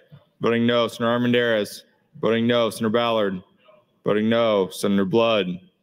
Voting no. Senator Boston. Voting no. Senator Bostar. Senator Bostelman. Voting no. Senator Brandt. Voting no. Senator Brewer. Senator Breezy. Voting no. Senator John Kavanaugh. Senator Michaela Kavanaugh. Not voting. Senator Clements. Voting no. Senator Conrad. Voting no. Senator Day. Voting no. Senator DeBoer. Voting no. Senator Decay. Voting no. Senator Dorn. Voting no. Senator Dover. Senator Dungan. Voting no. Senator Erdman. Voting no. Senator Frederickson. Senator Holleran. Voting no. Senator Hansen. Voting no. Senator Hardin. Senator Holcroft. Voting no. Senator Hughes. Voting no. Senator Hunt. Senator Ibach. Voting no. Senator Jacobson. Voting no. Senator Kauth. Voting no. Senator Linehan. Voting no. Senator Lippincott. Voting no. Senator Lowe. Voting no. Senator McDonald. Voting no. Senator McKinney. Senator Mosier. Voting no. Senator Merman. Voting no. Senator Raybold. Senator Reapy. Senator Sanders. Voting no. Senator Slama. Voting no. Senator Vargas. Voting no. Senator Von Gillern. Voting no. Senator Walls. Voting no. Senator Wayne. Senator Wishart. The vote is no A's, 36 nays, Mr. President. The amendment is not adopted. Mr. Clerk, for items. Mr. President, some items quickly. Your Committee on Revenue, chaired by Senator Linehan, reports Legislative Bill 606 to general file. In regards to LB 815, Mr. President, Senator Michaela Cavanaugh would move to reconsider the vote just taken on AM 1267. Senator Michaela Cavanaugh, you're recognized to open on your motion. Thank you, Mr. President. I'm probably not going to do any more calls of the House because the call of the House failed, and I just kind of decided if you all want to be rude to each other, that's on you. So you can just miss votes. Yeah. Okay, so this is a motion to reconsider the vote that we just took. AM 1267 is would increase the appropriation by $10,000. Don't really know what that would do. Probably nothing. So yeah, there we are. So we got a big week. We have a very ambitious agenda on the floor today with a lot of general file bills. Let's see here. 1, 2, 3, 4, then an A bill, 5, 6, another A bill, 7 general file bills. 2 of them are A bills. 1, however, is Senator Bosselman's bill, 565, which we started last week. So I'm kind of intrigued that it's not up first this week. It seems to be sort of, I honestly don't understand how our schedule is working because sometimes bills are up and then the next day they're not up anymore, and there's not any conversation about why that they are not just carrying over in schedule order. I'd say worksheet order, but worksheet is a different thing. That's on the long white page behind your sort of pale yellow page. But yeah, so I assume at some point we'll get back to Senator Bosselman's bill on the hydrogen hub designations. Sorry, just getting in the queue. Okay. So we've got this one, and then the next one is salaries of constitutional officers. Ooh, Mr. President, that's your salary, I think, coming up on the docket. I support having these pieces of legislation. It's part of the function of doing government, and I do think that people should be compensated for their work. Even though this is a public service job, we are all still human beings, and it is a job. I've worked in nonprofit for a greater portion of my adult life, and though it felt like it, I did not work for free. I never made a lot of money, but that's kind of part of the whole thing, is that like nonprofit, it doesn't mean that the employees are supposed to be not making any money, but that's how it works out, is that they don't really make any money. An interesting thing about sort of the nonprofit landscape in Nebraska is as we continue to cut things from our state budget, our nonprofit community has grown out of necessity to provide services that used to be provided at a state level. And So sort of my commentary on nonprofits. While I appreciate so much of the work that our nonprofit community does, I do think that we have become negligent as a state entity in our responsibility to the people of the state, because we have created this enormous culture of nonprofit, basically services to replace the government. And then we have this enormous philanthropy in family foundations and just massive foundations and nonprofit giving. Money that would be taxed goes into those entities instead of being taxed. And they, the few, are determining how tax dollars are being spent on services. It's just fine if you agree with what they're doing, but it does call into question, you know, the common good and a public good. So this is when I get into sort of the sticky point that I have in Omaha about the library and deep-rooted concerns over the privatization of the library, because the library is a public good and should not be run as a business and should not be privatized. It should be there to serve the people. It is one of the most important and essential things in communities.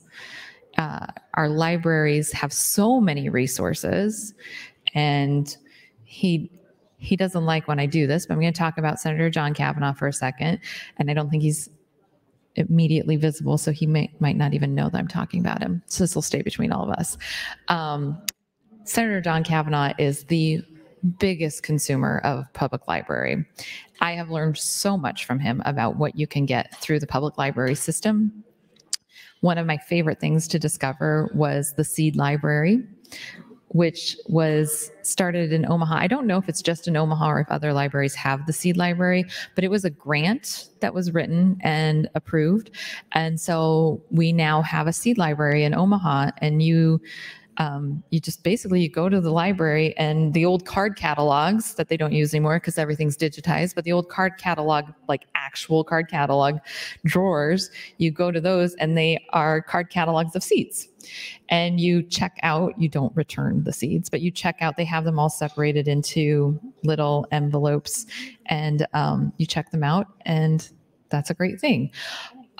Colleagues, for those of you, if your public libraries in your communities don't have seeds, a seed library, it might actually be, and I would say check with Frank Daly, but it might be something that your campaign can donate to help start seed libraries in your communities, which is a great thing to help with food insecurity.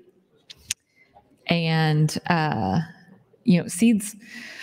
seeds are not like hugely expensive if you're buying them on a small scale for just a community garden type of situation, but it is still a cost. And like one packet of seeds can be, $2 or $3. And if you want to plant more than one item, you're going to have to buy a variety of seeds. And so, if you're planting, I think Senator John Kavanaugh said we checked out 17 seeds. And so 17 times 3, one, carry the two, $50. That'd be like $50 worth of seeds.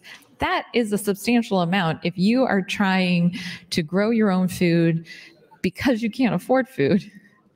That is a significant thing. And I have no idea how I got onto the Seed Library. But here we are. And I saw that somebody got in the queue. I think it's Senator John Kavanaugh. I was next in the queue, so I got out so that he could speak, because I'm pretty sure he's going to talk about how happy he is that I'm talking about him yet again. His favorite thing is for me to talk about him. So I don't know how I got on the subject of seeds, but let's just roll with it. Yesterday was a gorgeous day. It was a recess day, and I was able to work in my front garden. I think garden is probably a generous term for my front yard.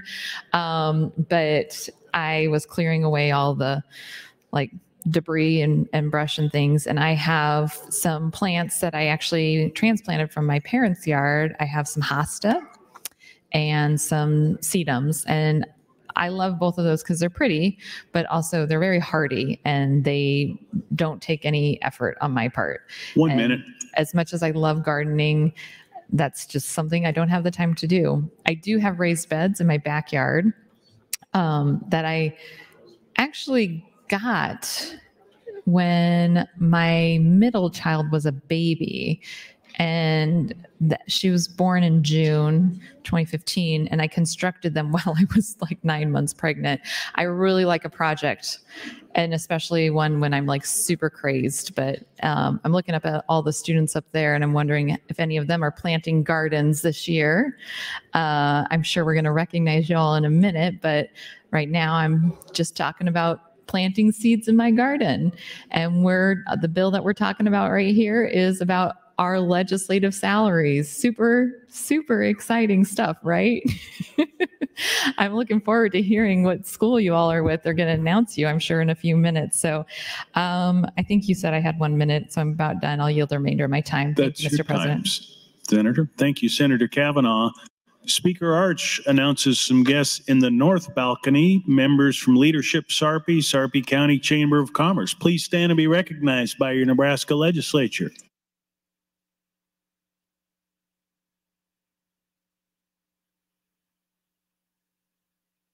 Senator Blood announces some guests in the south balcony, fourth graders from Peters Sarpy Elementary in Bellevue. Please stand and be recognized by your Nebraska Legislature.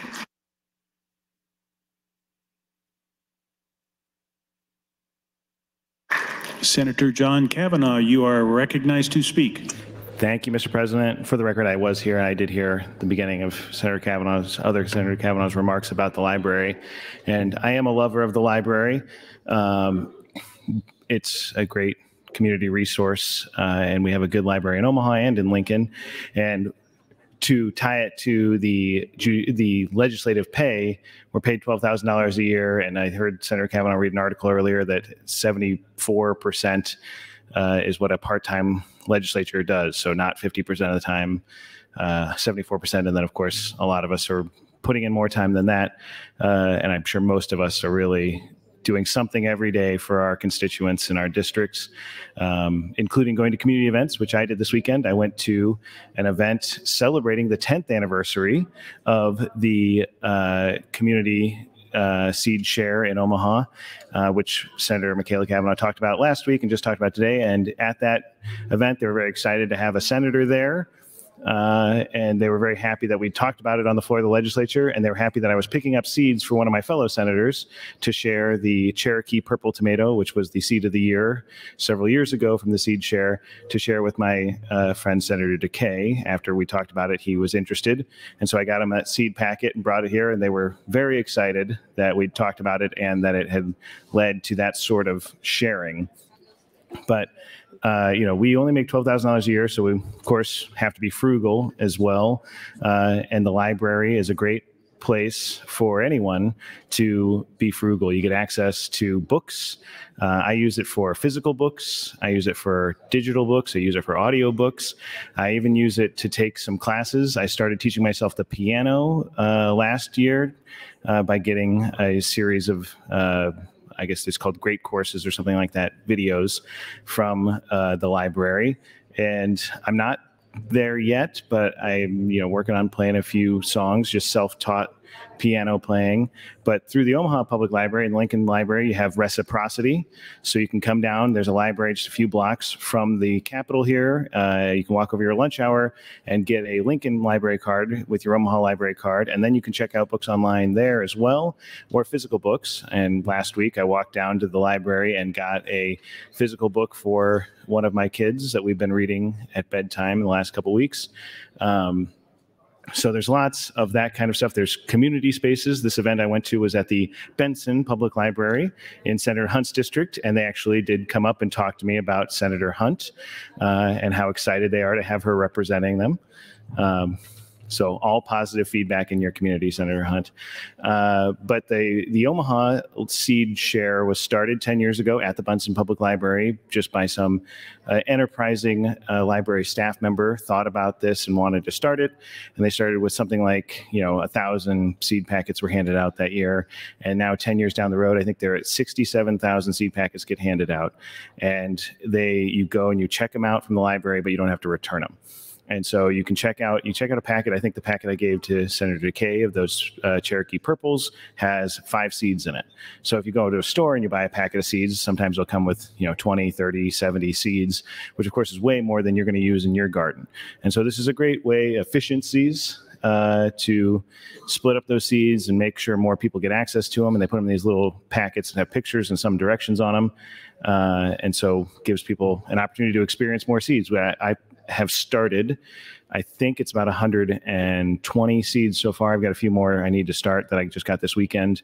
And it's, I think, 17 different varieties of tomatoes, okra, spinach, things like that. And then I usually do share those with other people. And then you can grow, you can grow my own tomatoes, cucumbers, other things like that. I know I'm not a farmer like a lot of people around here. I live on a plot of land that's about 50 feet wide. I know that's smaller than most people around here are familiar with. But it gives me an opportunity to grow some of those things that my kids really like, and that saves money, and which is a good thing when you're on a legislator salary and you're down here for 74% of the time for the whole year and 150% of the time during the legislative session. So I thought it'd be good to contribute to this conversation. And I, of course, would love to talk about the library a lot more to other people if it comes up in conversation here or off the mic. Thank you, Mr. President. Thank you, Senator Kavanaugh. Senator Hunt, you are recognized to speak. Thank you, Mr. President. I have a couple thoughts to share about the matter at hand that we're discussing. I rise in support of the motion to reconsider.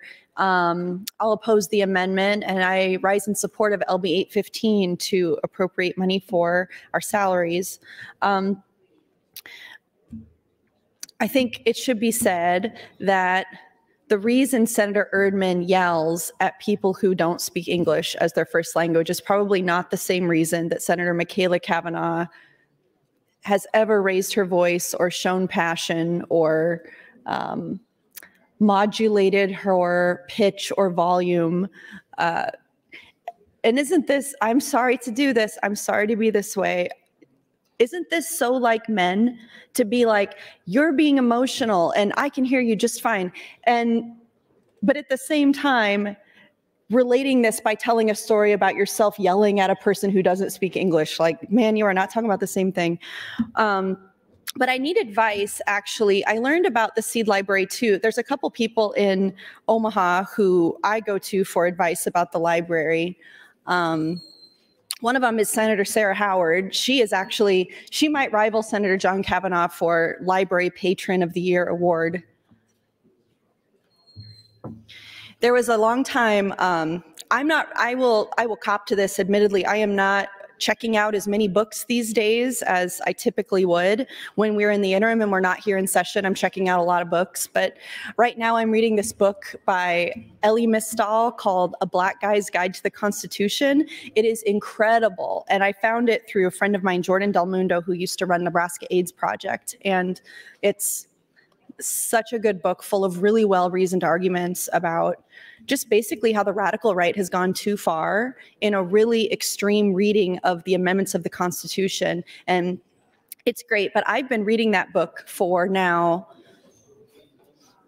a couple months. Last night I read like 3 chapters and fell asleep, but that's probably the most I've read in a row since we started the session. And it took like a 4-day weekend for me to even get there. But I used to go to the library really often, and I will again once we get back into a little break here after this session.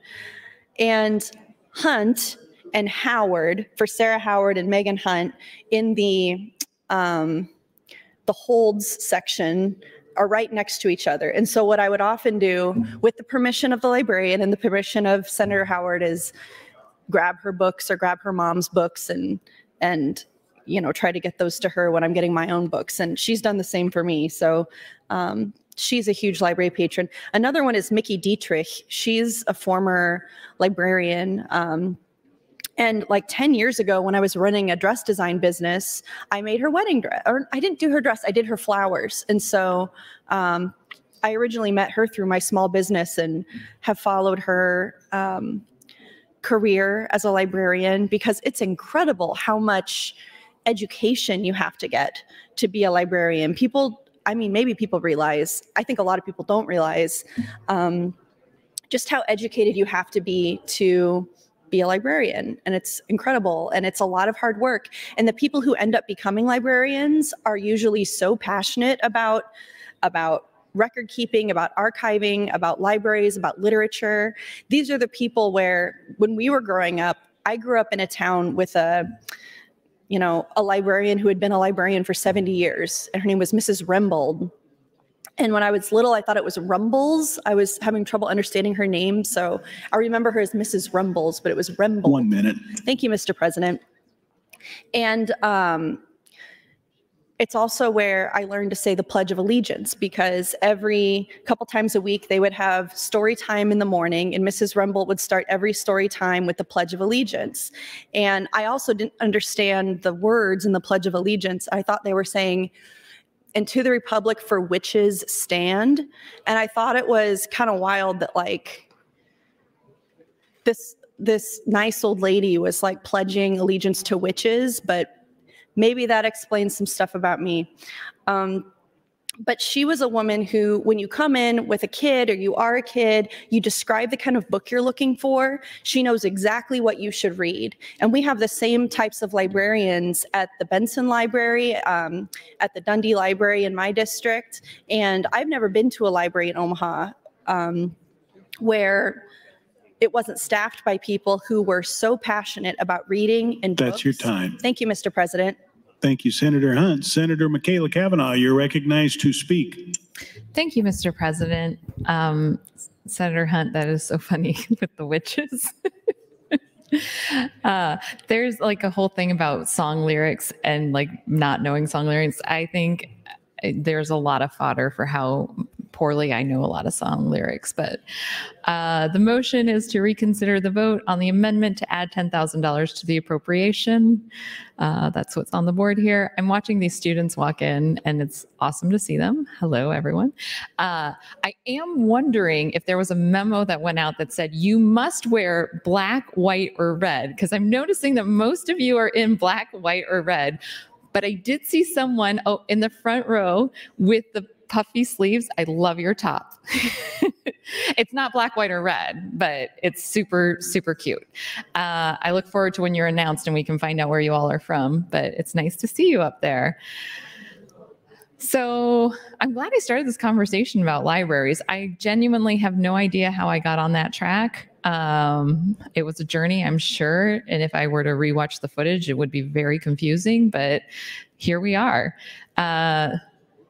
And I am sorry that I missed the seed event this weekend. I guess I didn't know about it, or probably did. I feel like Senator John Kavanaugh tells me all of these things, but I'm not always great at retaining them. So I did, however, spend some time this weekend with Senator John Kavanaugh because it was Easter. Well, also it's the weekend. We see each other all the time.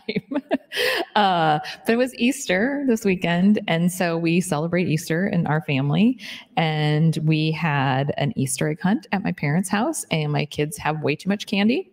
And now I am, Easter eggs, the Easter bunny hides the Easter eggs. And then after Easter, the parents hide the candy from the kids, but we're better at hiding it than the Easter bunny is because we legit don't want them to find it because then they're just sugar monsters. And I should have brought it with me. Darn it. I could have just turned you all into sugar monsters. Oh, dang it. That was poor thinking on my part. But the Easter bunny, I don't know. The Easter bunny probably has different traditions with different families, but our family, the Easter bunny, usually brings kites. And they brought kites to my house, and we brought them over to my parents' house, and we went to the park to fly kites. And I don't know how Senator Kavanaugh did with the kite flying. It was not super windy, so it wasn't like great kite flying weather, but I did manage to get the kite that I had that I think was a chicken or a rooster. I'm not really sure. I did get it to get up in the air and fly. And my niece, Callahan, was not there for, I was looking at one of the pages who knows my niece, but do you know my niece? You do? Oh, okay. I was thinking Chrissy, but yeah, I didn't know that. Okay. Well, Callahan wasn't there for flying the kites. She left to go to her other grandparents, but she was there earlier. She was there for the Easter egg hunt, and she hid the hardest egg to find, and she took a lot of pride in the fact that she hid the hardest egg to find.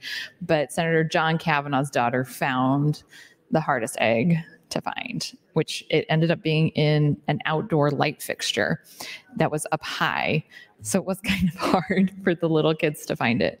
Does anybody else know Callahan? No? Okay.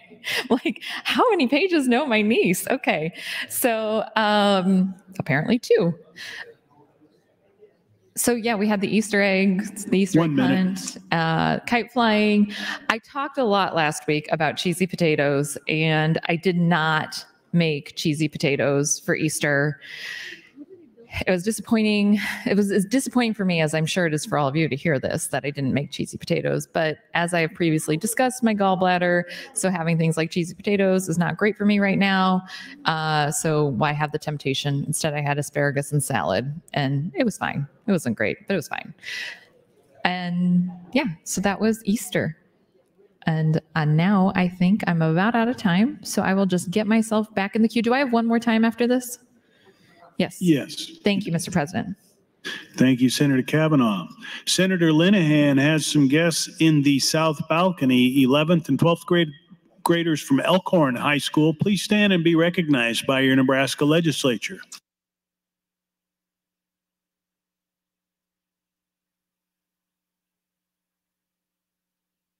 Senator Hunt, you are recognized to speak. Thank you, Mr. President. Senator Michaela Kavanaugh, I remember why you got on the topic of the library. You were talking about public funds for public services and the importance of funding public services, and you were lamenting the privatization of libraries. And then we got on the seed library, and then John Kavanaugh spoke up about the seed library, and then we went from there. So that's how we got on libraries. But I have several things that I want to talk about. I'm really glad that my gallbladder is okay. Honestly, in here, I thank God every day for my health, because I know that not all of us in here are in fighting shape. And that's really hard. That's hard for the people who are dealing with illnesses and maladies and diagnoses in here, and it makes it hard to do this job. It's hard for me in other ways, for sure. I used to drink, I'm known for drinking a lot of Diet Coke. I know that. And I used to drink Diet Coke like I do now, and it put a hole in my gut. It's not good for you. You should not be drinking all that Diet Coke. If you don't drink Diet Coke, don't start. It's like smoking. And then when I came in here and got elected, I quit cold turkey, which I've heard people who are smokers say it was harder for them to quit Diet Coke than it was to quit smoking. I'm not a smoker, so I can't speak to that, but it was hard. I kind of believe it. I quit Diet Coke cold turkey when I was maybe 26 or 25 or something, 24, whatever. And my gut healed, didn't have to get surgery. I was fine. And then I got elected and came in here. And you know what it was like? It was literally like you quit smoking and then you go to a new job and work with a whole bunch of people who are chain smokers. And it was like really hard to stay quit. Everyone in here was drinking Diet Coke. Senator Matt Hansen, always. Senator Adam Morfeld, always. I think Senator Lowe quit it. There were, this is the great bipartisan handshake, is that everybody in here likes Diet Coke, has quit Diet Coke, is trying not to drink Diet Coke. We've all got some kind of journey that we're on with aspartame in whatever form. So I come back in here, everyone's smoking. I start smoking again, drinking the Diet Coke. And we'll wait and see if I got another hole in my gut. I probably will. Probably going to take like 10 years off my life or something, this job. But that's my right. That's my right to bodily autonomy. That's my right to do what I need to do in the moment to reduce stress and take care of my mind at the expense of my body. And this is stuff that we all do in our own different ways. I've also been having regular panic attacks, like 3 times a week. I used to have them when I was in my 20s, like twice a year. And when that first happens to you, you think that you're like the most special sick person alive, like you've got some crazy diagnosis. You've got to go to the doctor. You've got to get on a medication. You might die, this and that. It's like the first time you have heartburn. You feel like you're dying, but then you find out how common it really is. With sidebar, we could reflect on how sad it is that these kinds of extreme anxiety responses are so common in our society. But yeah, there have been mornings where I was driving here and I had to pull over. There have been nights, I can't is a little bit dramatic, but I struggle to enjoy the long weekends because we get, say this long weekend, 4-day weekend, we get Friday off. Great day. You use Friday to calm down from the week. 1 minute. Thank you, Mr. President. You get Saturday off. You use Saturday to do your little chores, and I work Friday night, and I work all day Saturday, and I work all day Sunday, and try to calm down from the week. And then on Sunday night, you get what many people call the Sunday scaries, which is the creeping dread, the heavy cloud coming over you as you start to think, okay, now I have to get serious about the next week. What's on the agenda? Let me read the bill. Do I like it? Do I not like it? Let me talk to, the various stakeholders and parties involved at the table, make sure that I know what I'm doing. And the anticipation of coming back into a place where people hate you so deeply, it does take a toll. And I would like to continue on these thoughts if anybody would like to yield me time. Thank you, Mr. President. Senator Michaela Cavanaugh, you are recognized to speak. This is your last opportunity before your close. Thank you, Mr. President. Yeah, it is hard to come back after a long weekend. It's like you almost feel normal for a hot second. And then you're like, oh, but now I have to come back here. This probably says a lot about just who I am in the legislature. Oh, wait, before they leave, love the suit and tie. Love the suit and tie. Awesome. And the tie is like on point with the color scheme. I think from here, it's red, black, and white. You got it all. Is that a pocket square? Oh my gosh. This kid. That's awesome. The pocket square matches. Oh, goodness gracious. Get out of here. Go have fun. So this probably speaks to a lot about who I am in this legislature when you talk about the bipartisanship of Diet Coke. I don't like Diet Coke. I'm a full Coke gal. Why go halfsies? Go all in. I'm like, I don't like light milk or creamer or full fat. I'm like Julia Childs. I'm a purist. If you're going to do it, do it. Have regular Coke. My sister and I both love regular Coke. I never drink soda, like at all. But when I do, it will be a searing hot day and it will be a regular Coke over ice once every couple of years. I used to be a regular drinker of regular Coke, but much like Senator Hunt, I gave it up. I just never liked the diet. Just wasn't a fan. But back to the bill. Okay. So I spoke with Chairman Clements on the mic, and I appreciate him talking with me. And then I went out there and I got a copy of the testimony that was in opposition, which was from Open Sky. So, and I was like, why is Open Sky opposing this bill? And Senator Clements thought maybe it was because of the salary is a barrier to entry, which it definitely is a barrier to entry for people to run for office and to sit in this particular office. Some other elected offices pay slightly more, but this This one does not. So this is from Open Sky Institute, here to offer combined testify in opposition to all of the budget bills because we're concerned about the long-term fiscal sustainability of the package for a few reasons. Specifically, there's no structural balance in receipts versus expenditures in the following biennium. It leaves only a small portion of the variance shown at the November's Tax Rate Review Committee to the legislature's discretion and appears to assume that the money for the floor will go unspent. Interesting. This is probably from, well, let me see. When was the committee hearing on this bill? So, apologies. Notice of hearing, February 13th. Okay. So, assumedly, this testimony was given on February 13th, and we are almost 2 months later.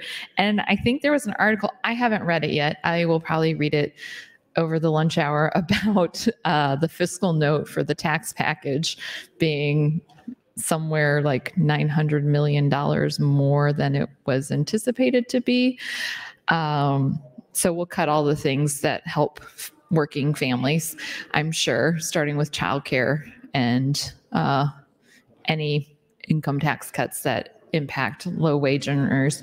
And we'll be sure and keep as much as we can for those high wage earners because they're the ones that matter. That is sarcasm for the record. 1 minute. Back to the testimony. We want to start by saying we appreciate that the proposed budget leaves $1.6 billion in the cash reserve.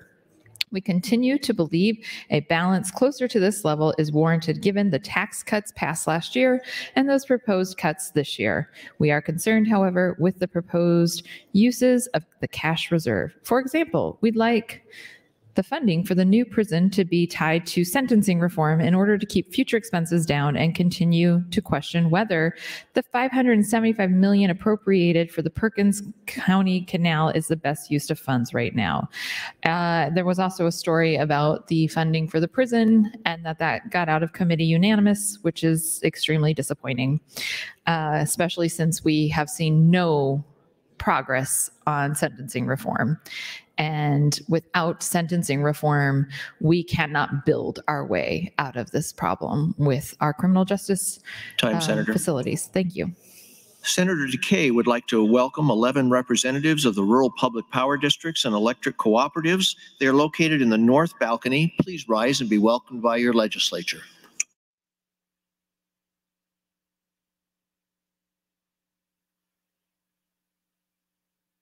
Senator Hunt, you are recognized to speak. This is your last opportunity. Thank you, Mr. President. And colleagues, I'd be happy to take any time you'd like to yield me. Yeah, my point is this job is not good for my health, and I really used to like it. I really used to like it when I felt like there was hope for relationship, when there was hope for bipartisan compromise and conversation, and when colleagues were making decisions based on their best judgment and not just based on what the most radical wings of their party want. Some of the people in this body who I've regarded as moderates through my time here and who I think would like to be regarded as moderates have gone off the deep end so far that I don't know if they can come back. They can always come back. You can always come back. It's always the right time to do the right thing. But, you know, the Nebraska Legislature is the state's joke, because the way you're voting and acting does not reflect the way most Nebraskans feel. And now, you know, unwittingly, without intending any of this, we're kind of becoming part of a joke on the national stage too. And that's because of your votes and your decisions. It's tough. I used to love talking to press. I used to joke the most dangerous place in the Capitol was between me and a camera. And now it stresses me out too much. It's sad. I hate it. I'll answer questions like via text or via email. I tell reporters all the time, I'm not going to make eye contact with them under the balcony, but I tell reporters all the time, like, I just can't talk about this right now. Like, I don't have it in me. I hate it. Write that. I don't know. Like, write whatever. And that's not good for democracy either, because lawmakers should be talking to the press. You know, I read a news story earlier this morning that Ben Sass is apparently not talking to the press in Florida, or not talking to his student newspaper there. So That's not something I want to be a part of, but it is really grating and tough. One thing I would like to speak about, as well as my support for LB 815, is just how toxic what you are doing is for this state. When you introduce bills like LB 574, LB 575, and you don't relegate them to, the furnace where they belong and throw them away as they should be, you invite hate to come upon our state. And this is embodied by this press release that we see today from the Westboro Baptist Church. You guys know who they are. I'll tell you who they are, but you know. And this is what happens when you introduce these kinds of hateful, bigoted bills. You get a group that protests at soldiers' funerals and talks about God hating people. Because bills like LB 574 aren't just bad bills, they're signals to groups like the Westboro Baptist Church. They are rallying cries that Senator Kauth has put out there to these organizations of pure hatred to come to Nebraska and say, yeah, Senator Kauth, you're on our team, we love it. To me, that's a sign that you might be on the wrong side of things. The Westboro Baptist Church press release reads, now I want to tell transcribers and people watching and people in the room, this is going to have some rough language. I'm reading what the press release says. It is not nice. And I am sorry to use this language that they're using, these Christians. Westboro Baptist Church has their address, their website, which is godhatesfags.com. And they say, 1 minute. Thank you, Mr. President. Westboro Baptist Church to picket the Nebraska State Capitol, the address, Thursday, April 13th from 11 to 11:45 a.m. That's the first embarrassing part, is they're only going to be here for 45 minutes. Like, what, are you getting on a plane? You getting in the trailer, the Winnebago, and you're coming up here to protest for 45 minutes? Anybody on earth can do anything for 45 minutes. Just about. And this is like the laziest protest I've ever heard of in my life. So for 45 minutes, they're really going to show us what's what and teach us a lesson.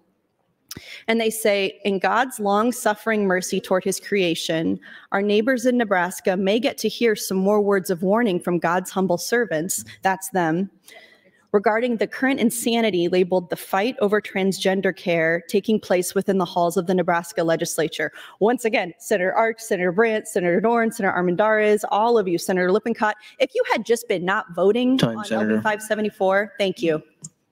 Senator Day, you're recognized to speak. Thank you, Mr. President. I yield my time to Senator Hunt. Senator Hunt, 455. Thank you, Senator. Thank you, Mr. President. If one of you had just not been voting, if you had held together as a block against this bill, which I know you were against this bill, you don't like it. If you had said it's not worth it, enough is enough, let's get on with the business of the state, you didn't foresee this type of thing happening, but I did. Everyone fighting this bill knew that this would happen because you have chosen to make this entire session about the care of transgender kids.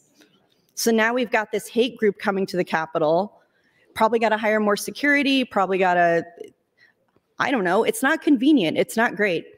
So it says, proud rebellious sinners believe they can filibuster away God's plain word, to wit, God created man in his own image. In the image of God created he him, male and female created he them. In the day that God created man, in the likeness of God made he him. Male and female created he them and blessed them and called their name Adam. But he just used they, them pronouns to talk about Adam, but okay. Their name Adam in the day when they were created. Jesus reminded you of this unalterable truth when responding to the rebels of his day. And he answered and said unto them, have ye not read that which he made them at the beginning, made them male and female? And from the beginning of the creation, God made them male and female. Now we know, you can believe the Bible, I don't, but like, we know that this was written by human people, that this was written by human men. And whatever the word of God is that was passed down on the tablets and given through revelation to the prophets and the saints and the, apostles and everybody who we read from in the Bible, they had to write it down in their language. And so any kind of literal reading that you're taking from this type of scripture, it's like at its face, I'm just not going to take that seriously. They go on, these words could not be plainer.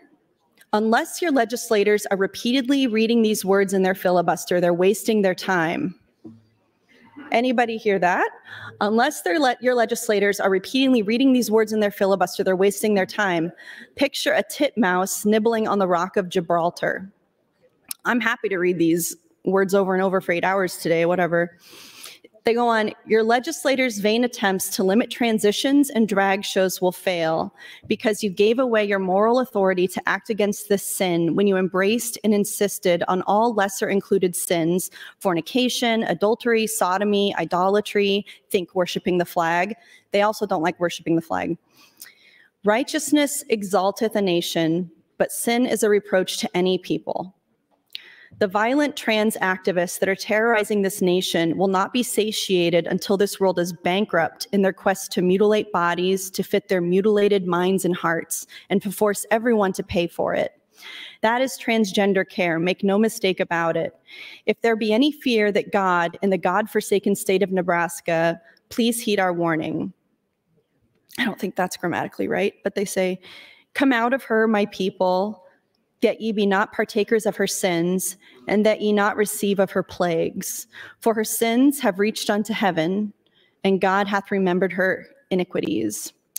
That's from Revelations. What I think, they say, picture a titmouse nibbling on the rock of Gibraltar. If any of us could wave a wand and make all of this stop and go away, thank you, Mr. President, of course we would. But Mother Nature doesn't work that way. But Mother Nature has given us the tools and the minds and the stamina and the will to do what has to be done and to do the right thing, even if that means using a nail file to cut down the biggest oak in the forest. Even if that's a titmouse nibbling on the rock of Gibraltar. It's always the right time to do the right thing. It's never the wrong time to do the right thing. And that's what I would say to my colleagues who, it's because of you that we're here discussing these types of things. So this is the kind of thing that your votes have wrought upon this Capitol. The God hates fags people are coming to protest at the state legislature because of the transgender bills. If we had just killed that bill. Time, Senator. Thank you, Mr. President. Senator McKinney, you're recognized to speak. Thank you, Mr. Speaker. I rise. Guess I support, legislator salaries. Wish they weren't $12,000 a year, but that's a different conversation. I rise because I don't know if people were aware, but the Appropriations Committee voted to build a prison last week. But what hasn't happened and what is potentially most likely maybe not happen is criminal justice reform changes, however you want to frame it. But we're going to build a prison that is going to be overcrowded day one. Day one, the prison will be overcrowded. We get people that stand up and talk about being fiscally conservative and all this type of things, but building a prison without some legislative changes to address the current population isn't fiscally conservative. It's not at all. It's not even close to it. You're just throwing money into a black hole thinking that's going to solve the problem. But prisons do not prevent people from going. Building more doesn't. Increasing laws and felonies don't decrease the amount of people that potentially might offend or anything like that. You have to invest in communities across this state. You have to invest in people. You have to put resources in place and hire people that are willing to do those type of things. But blindly voting for a prison and hoping that down the line of this session we'll be able to get some things passed, in my opinion, is wrong. So I'll more than likely oppose the budget because of that. I spent my morning at NSP actually at a parole board hearing, just listening to men try to make their case on how to get out of prison. Some actually were granted parole and some weren't. The ones that weren't were actually, a few of them was in there way beyond their parole eligibility date. It was a guy in there that was eligible 2 years ago that's still sitting in the pen. We have to address parole. We have to address sentencing. We have to address all these type of things. But instead of doing that, people would rather just blindly say yes to a prison. For what? What is that going to solve? It's going to be overcrowded. It's going to take 4 to 5 years to build, which means we don't even address the issue at all. We're just going to be overcrowded. And hopefully somebody swoops in and sues the state for this problem, because it's obvious there isn't political will to do the right thing. And I'm not standing up here saying, let's not build a prison and let's let everybody out. I understand that there are some individuals and people inside that maybe need to be there for a little bit just to correct themselves. But we don't have things in place that are correcting them at all. But we want to build a prison and waste money on a prison. That's not fiscally conservative. It makes zero sense. If it's going to be overcrowded day one, please somebody stand up and tell me, how does that make sense? We can't even staff Tecumseh right now, but we're gonna build a prison. Barely could staff RTC, barely could staff NSP, and there's so many problems. And there is no real guarantee that NSP is ever going to close, because I want somebody to stand up and explain to me, what does decommissioning mean? What is that? What does that mean? They can repurpose it and still have it open. They got a request in this year for a study for deferred maintenance. Why do you need that prison? Why do you need to study deferred maintenance to ask the legislature for money if you're going to close it? That doesn't make sense, because it's all a lie. And I'm frustrated.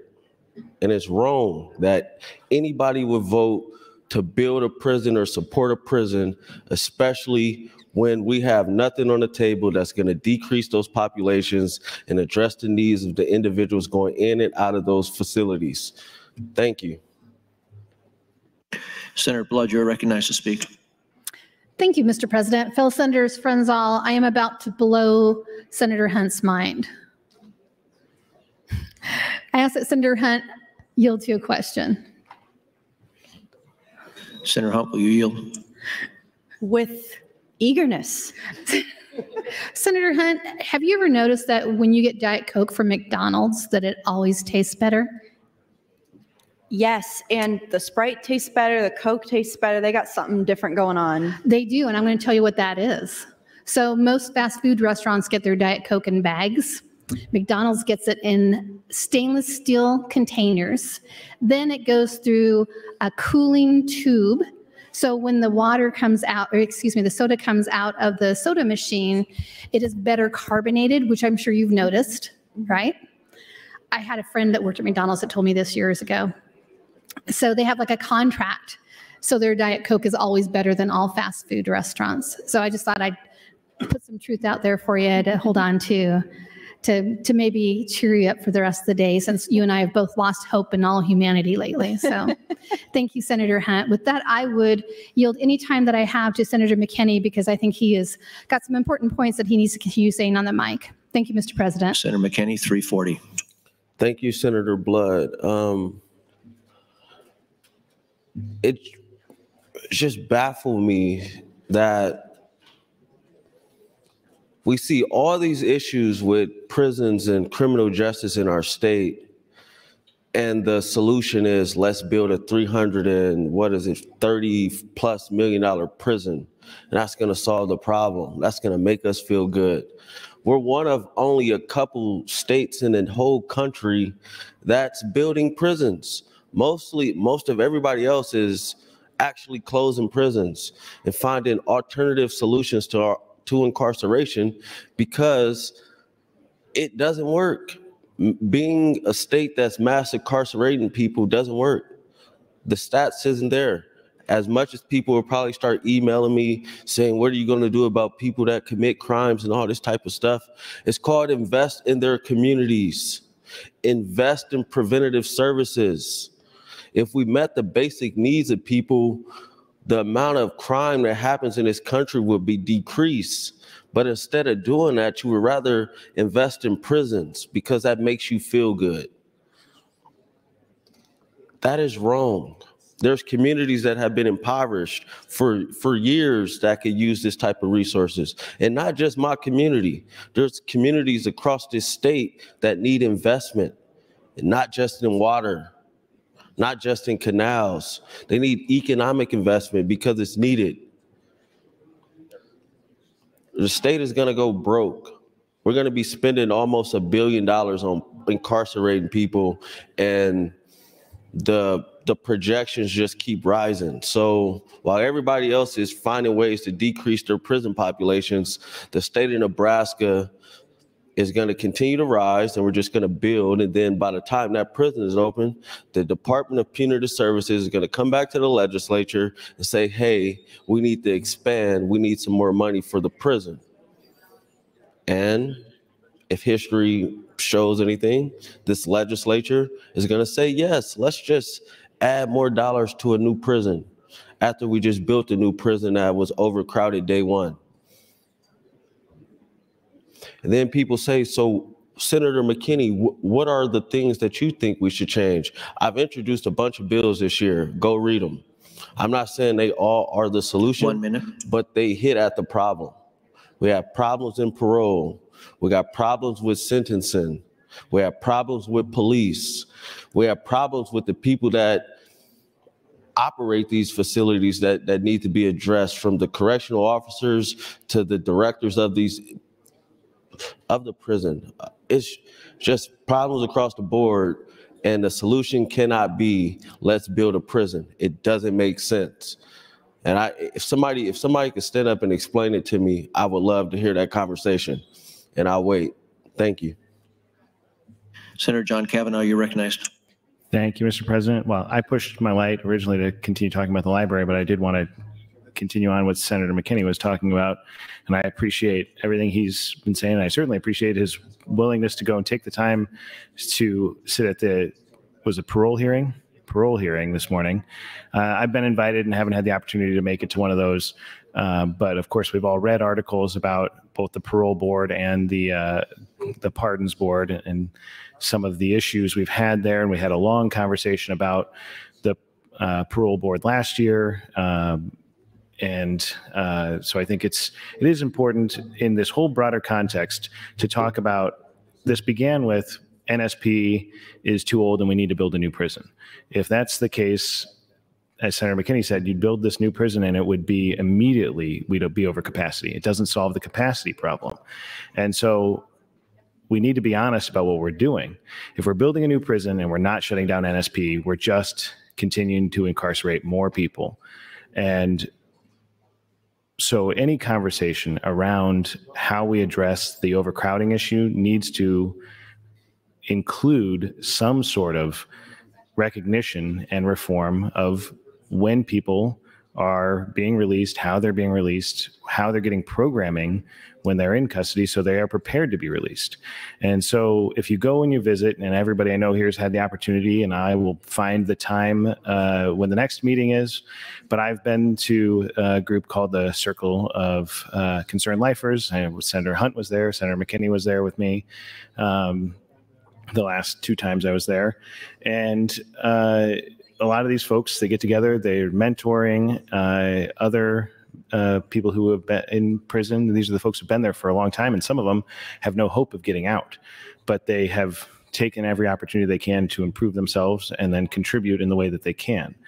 And but the biggest concern that I heard from the people who did have an opportunity when they were looking down the path and said, I'm going to get out in potentially in 17 years or something like that, was that programming is not available to them at the front end. The programming isn't available until they get within their basically release window, which means that they're sitting there with not a lot not access to programming until they get to those later dates. And then somebody comes, they get to parole eligibility, and maybe they haven't finished all the programming they're supposed to do. And then that becomes a reason that people are denied parole at their earliest parole eligibility date.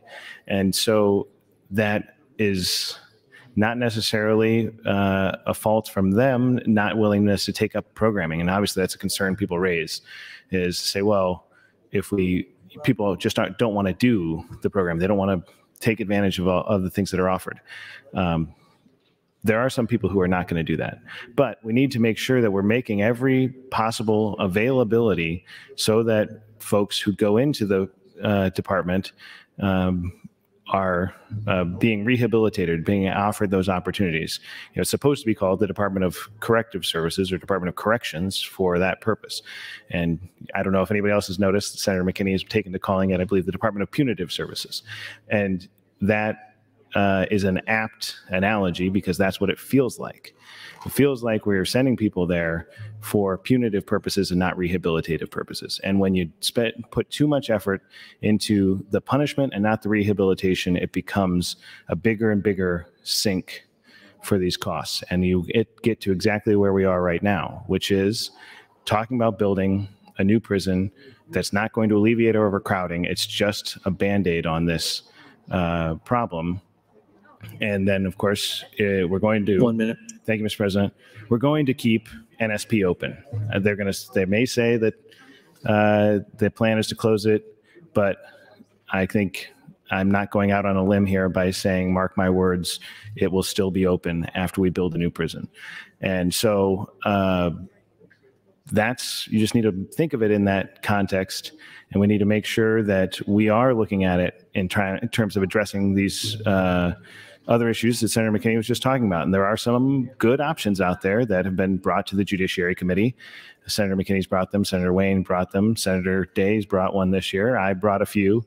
And so there are a lot of ideas. Senator Geis brought some that are still in the mix out there that the Judiciary Committee is working on, and that I hope everybody gives a fair hearing this year and an opportunity to talk about what real reforms we're willing to entertain and consider in this context of the Appropriations Committee funding building of a new prison. So thank you, Mr. President. I'll talk about the libraries another time. Senator Day, you're recognized to speak.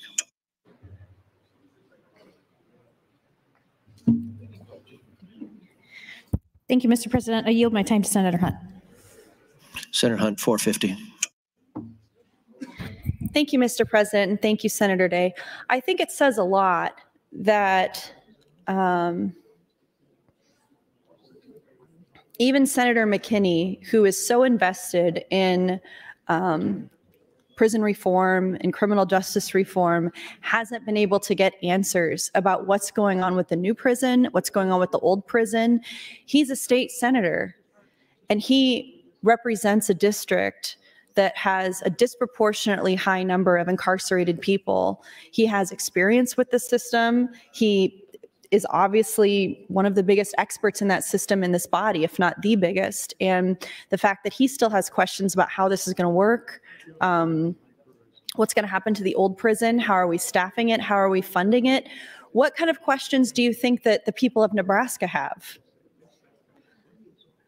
We get emails all the time in our office asking, oppose the prison, which of course I oppose the prison, but asking details about how it's going to work. And it's like, girl, I don't know. I don't think anybody knows. I don't think anybody knows. I think it's, learning how to fly the plane while we fly it type of thing. They just know they want to lock more people up by any means necessary.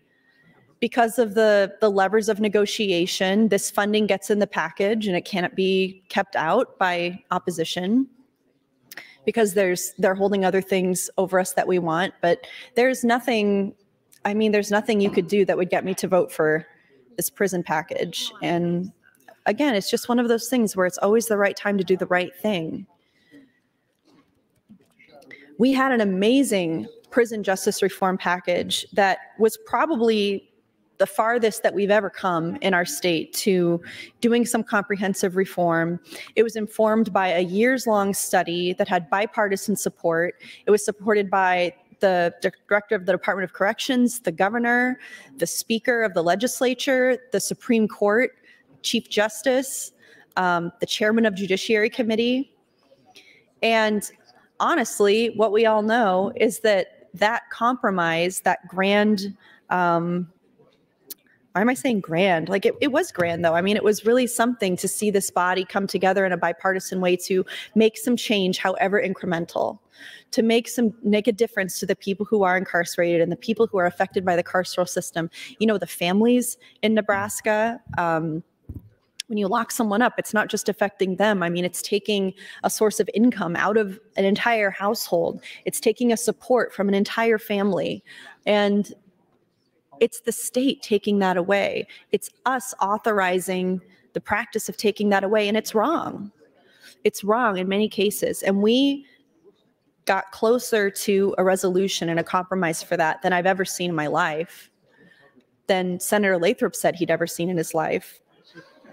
And Senator Geist, former Senator Geist, almost single-handedly, sabotaged the whole thing. Something was going on with mandatory minimum. I don't know. I don't remember because I wasn't in the committee. Senator McKinney was a big part of that, and he could speak to that if he wanted to. But it just goes back to the point, which is this body is getting more and more radical, far-right, extreme conservative. Those of you who have the wildest ideas and the most bigoted and hateful motivations for the types of legislation and policy that you support, thank you, Mr. President, are growing in numbers. And the checks and balances that used to be there to prevent you from carrying out this kind of cruelty is not really there anymore. And it's embarrassing. It should frankly be embarrassing for you. It says a lot that Senator McKinney doesn't have the answers. He should be a partner in this on every step of the way if you're serious about doing it right. And the fact that he's been left out of that, and it's not like he doesn't know something everybody else knows. The thing is, nobody knows. Nobody knows how this is going to play out or go down or be funded or be staffed or what's going to happen to the old prison. And we need to have answers to these things before we start appropriating funds for stuff that we don't know how it's going to work. Thank you, Mr. President. Mr. Clerk.